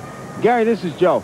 Okay, Joe. When you were batting against McCullers, it looked like you were having trouble seeing the ball. You kept blinking your eyes the first 2 pitches. In fact, he threw a slider. You backed out like you weren't too sure you wanted to be in that batter's box. Well, those shadows were really playing havoc there, and all you try and do is just pick up any kind of rotation if you can. And he threw a couple of nasty sliders, and, of course, he's known to be a power pitcher. Then he threw the 3-1 fastball right there, and I was a little surprised he came back with it. I was actually sitting on something away, maybe a breaking ball again with the slider, but threw the fastball in the inner half, and my eyes, like you said, lit up. So I was just happy that the ball went out of the ballpark. Gary, another thing about San Diego, its inability to produce after only 13 hits and only 3 runs. In the 8th inning, the leadoff man Nettles doubles. Templeton gets him over to third. And now the question up here, and of course in your mind, when will they try the squeeze, and will they try to squeeze? Tell us your thinking all through that sequence. Well, I was looking at Davey the whole time, but basically he leaves it up to me to call pitch outs. And I think it's very crucial and important to get that first pitch over for a strike, especially since Steve Boros allowed Andy Hawkins to hit in that situation. I would have thought maybe he would have pinch hit for him for any kind of a hit on the ground or just any kind of contact.